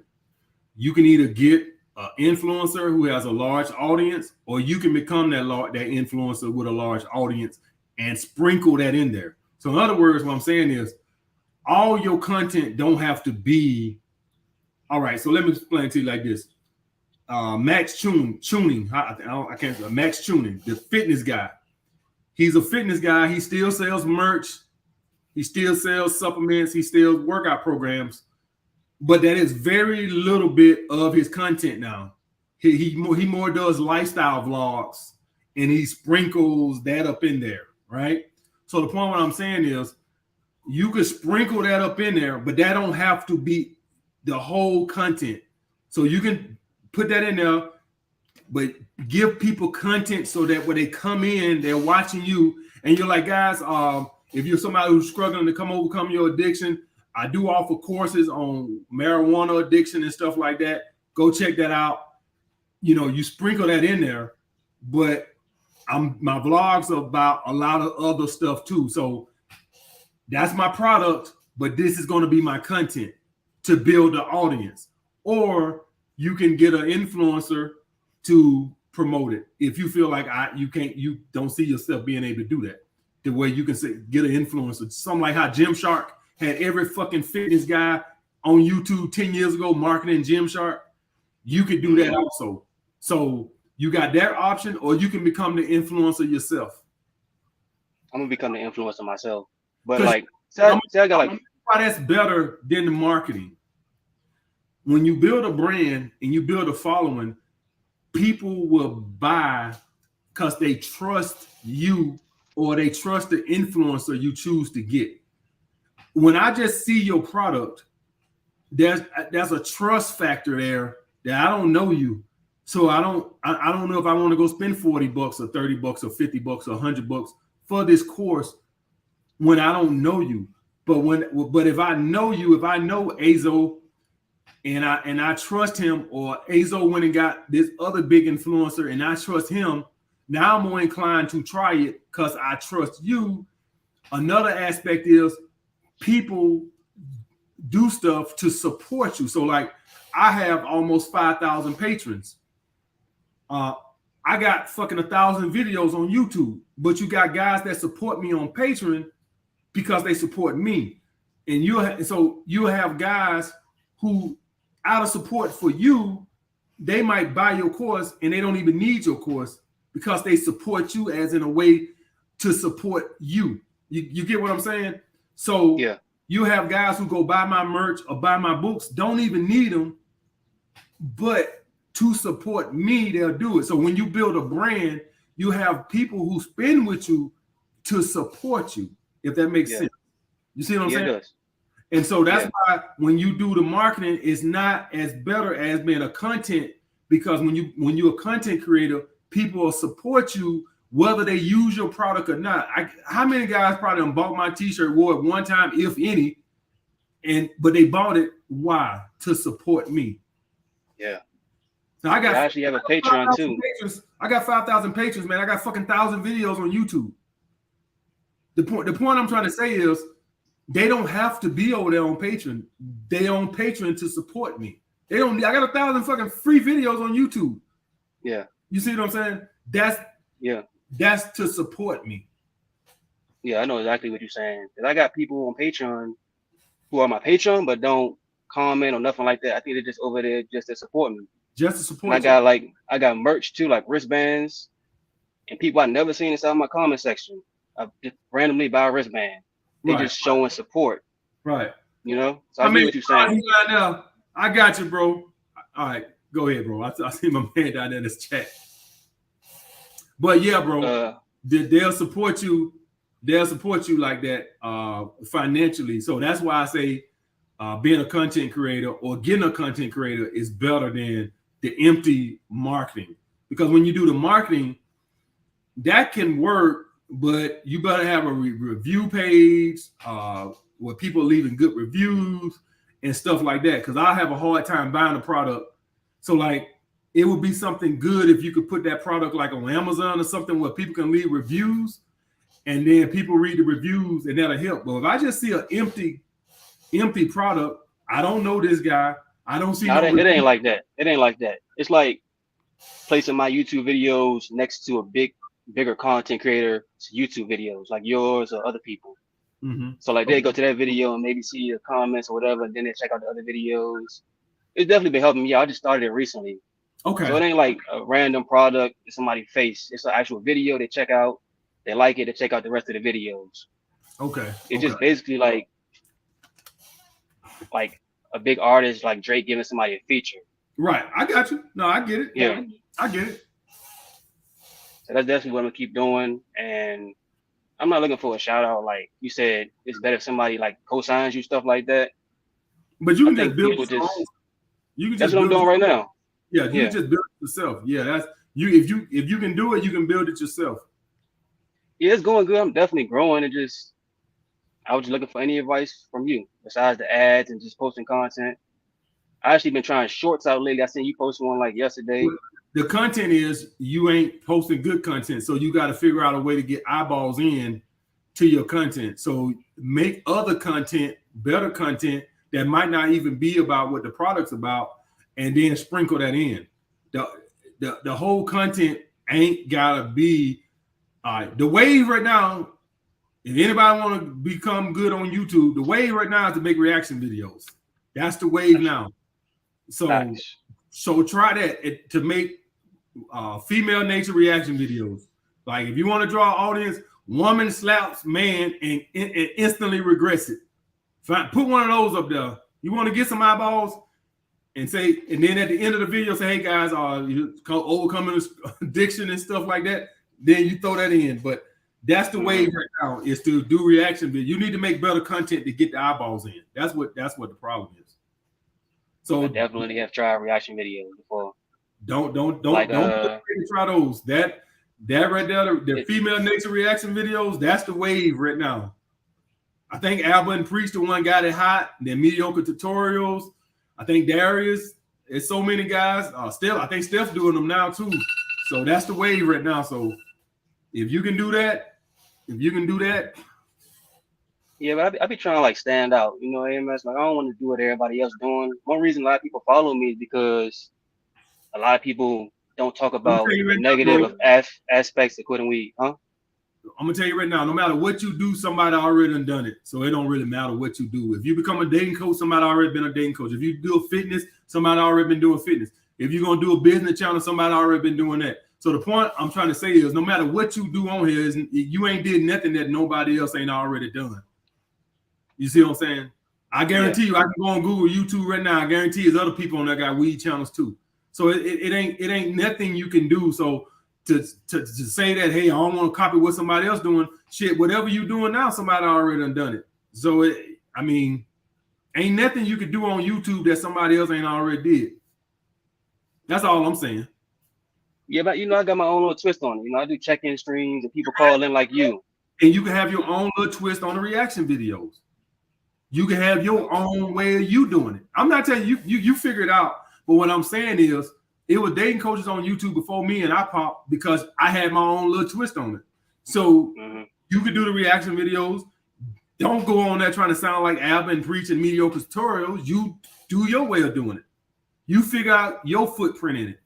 You don't got to be a carbon copy of them. You see what I'm saying? So I seen the other day, what you call Marcus Brownlee, he's starting to do car reaction videos now, just like that dude Doug Doug Morano. He got his own. He's starting to do that same shit where he review the cars. Marcus Brownlee, he doing that now. He doing the car reaction videos where he inspecting the cars, just like that dude Doug Morano. So that's what I'm saying. Like, one thing I'm learning is you got to make content for the people who already been there while trying to attract new people. So don't like completely switch up what you're doing, but you still want to make the people that's there, that subscribe, watch you for what they came for. You know what I'm saying? Like, do you make your videos to attract new people or for your core? How many subscribers you got right now? I had 7K like a few days ago. Oh, that's a good little base. But I want to know why evolving the content is something you think you can't do. You see what I'm saying? Like, no matter what you do as a musician, as a professional wrestler, like Hulk Hogan couldn't stay Hulk Hogan forever. He had to go be a bad guy at some point. Like, no matter what you do, there's always going to have to be an evolution in every aspect of your life, or you're going to get stale and just die out. So the point what I'm trying to say is, whether you evolve it now, evolve it later, The Rock was on the good side, then he was on the bad side. What did The Rock say? What do I do about my fans who like me on the good side? People, you they gonna come where they gonna go. Right. So, you're going to evolve as a human being, and what you do, you can't stay the same. You seen Will Smith, when he first broke into Hollywood, he always did those big action movies. Then he wanted to challenge himself, and then he went and did Ali and some more serious roles. What do you say? Well, what about my fans who like to stock the blockbuster movies? No, you evolve, and the fans, they either have to get on board or move along. So yeah, facts. And plus, it feels better when you're making videos that you want to make instead of making videos to please everybody else. What's going to get the most views? So yeah, that's all I wanted to ask, AMS, man. I appreciate it. Be good, bro. Good luck, man. All right, let me get my man. I got you, Mike. I'm gonna get you. What's up, bro? What's going on, brother? How you feeling? What's up, bro? Man, I'm doing good. I just came over here. I don't got too much to say. I just want to say thank you. I got a short story to tell. The first time I seen AMS, I was laying in my mother's basement on my bed. Then dropped out of school 4 years later. Fucked up my whole life. I seen you on a screen talking about, bitch, you know how I got this Mercedes Benz? I said, nah. I need to listen to this motherfucker right here. This is like 4 or 5 years later. I swear to God, life done changed. Hold myself accountable. Everything's good. So I want to say thank you to the OG, man. I truly appreciate it. Thank you so much for all the game. Appreciate the game, bro. Appreciate you, man. For sure. I'm moving to Atlanta, man. October, I'm gonna be out in Atlanta. All right, man. I'm gonna be looking for you now. For sure. I'm probably gonna be drunk somewhere in the bar. All right, bro. Be good, man. Stay up. Take care. Yes, sir. All right, bro. All right, let me get Mike. Mike been good. What's up, Mike? What's up? Thank you for having me on. Thank you for. I think you're staying longer than you wanted to, so I appreciate that. Mhm. I want to start. First thing I want to talk about. Remember, you had the guy earlier, Danny, and he was talking about how people see him as negative because he's red pill. Right. Would you say to him and other people like us to just not have red pill conversation with people who aren't red pill? Because that's what I've been doing. And Yeah, but I think he's talking about people that know his content, right? Like, so in my everyday life, I don't walk around talking about some, yeah, man, bitches ain't shit, you know. But if he's talking about people that know his content and stuff like that, and so yeah, like I can probably go on my last Instagram post and just go through the comments and find something, some crazy ass woman. Oh, you mad, you bitter, like, you know, yeah, you're gonna deal with that. So that's someone hurt you, right? Yeah, somebody hurt you. So I don't worry about that type of stuff at all. But I mean, in real life, like, do you talk red pill with other, or do you try just here with us, right? Just with y'all. Okay. I don't talk about that in my normal life. I don't even talk about that with friends or coworkers, and then they talk about girls and stuff. I don't go to talking about no damn hypergamy and all that stuff. You think I'm finna try to convince a blue pill mind, a red pill ideology? I'm not even finna get in no argument with that. You know, go get married for all I care. There you go. All right, I'm going to ask about a situation with a girl, kind of different one. So I went on a second date with her. This is about 2 months ago. Tried to smash. She didn't want to do it. Cool. Didn't hear her up after that. She hit me back recently, and she sent hi again. And I thought, is this you just changing the words from hey stranger? Fair enough. Hi again it is. Responded to her. And then she messaged me back and she said, are you still horny? Is that a shaming tactic? Is that her saying, yeah, like, because I tried to smash the last time, like, I must have been. Yeah, so I would say, yes, I'm still horny. So do you think what she's trying to do is get me to say, no, I'm not, so I can date her and not try and do anything like that? There you go. You beat the words out of my mouth. Exactly what I was going to say. She's doing a little reverse psychology on you. So now by saying you're still horny, so now I guess I'm supposed to go out with you and not try. No, I'm still horny. Okay, I responded. I said I'm horny sometimes. I'm worse now than I was then, to be honest with you. There you go. You made me wait, right? Right.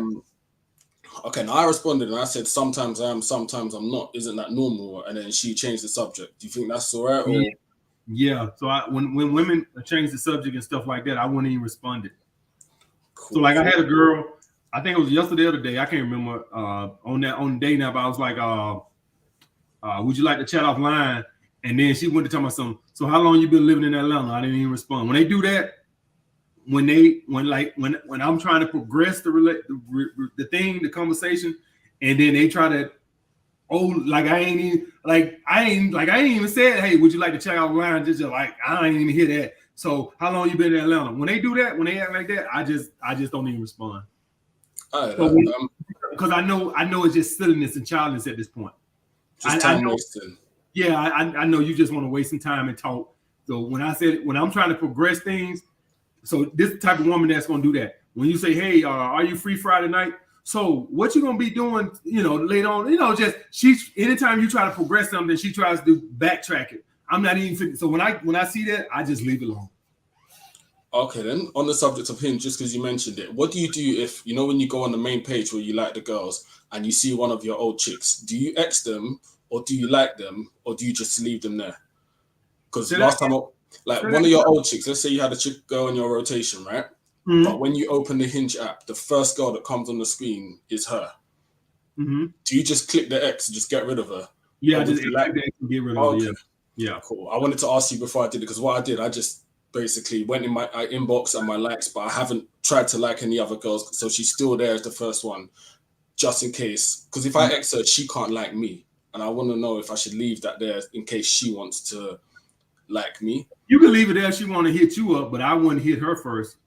Yeah, that's what I'm thinking to do. I'll just close the app, open it again, and hope it's someone else. Yeah, but I wouldn't. I definitely want to hit her first. Good. Okay, then the last one is more a question for you to think about. Have you looked, because you said you want to start a staffing agency, have you looked into a flexi agency where... So we have it over here in the UK. I don't know if you have it over there. We've got agencies that are specifically for giving you one shift at a time. So rather than trying to get you a job, it will say warehouse operative needed Sunday 2 till 12. And if and the way they advertise it is like, do you want to do warehouse work at a time that suits you? You pick the shifts you work when you want. I ain't heard of that, bro. I'll look into it. I ain't never heard about that. Okay. There's certain industries where they benefit more from doing that than hiring new staff. Like the event venues will do it because they don't want full-time staff because they're only in use when there's an event. So they'll just get the agency. Boom. That's the same thing I'm talking about. That's the same thing. We just call it something different. But you just want staff for a specific day, not trying to get someone their new job. Right. Okay. Cool. Yeah. Already thought that. And my last one. Now that the Queen of England is gone, who are you gonna say when you want to say who does this woman think she is? I'm still gonna say the Queen of England. Bro, okay. I'm still gonna say the Queen of England. With a little rest in peace afterwards, yeah. Queen, man. Rest in peace to the Queen. I had to put an England reference in there. All right, that's everything from me today. Thank you for answering. Be good, bro. I'm still gonna say who the hell you think she is, the Queen of England?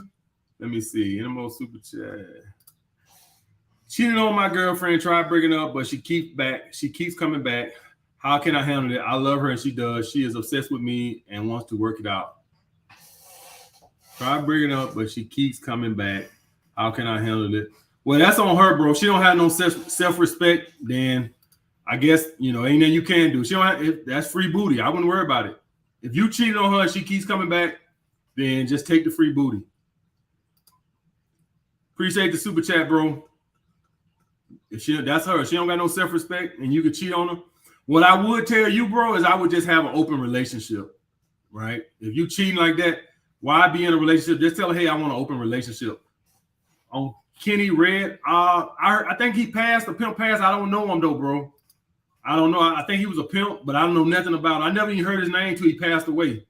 All right, and I just only reason I know him then because I seen a couple of influencers post them on their page. I had never heard of them before.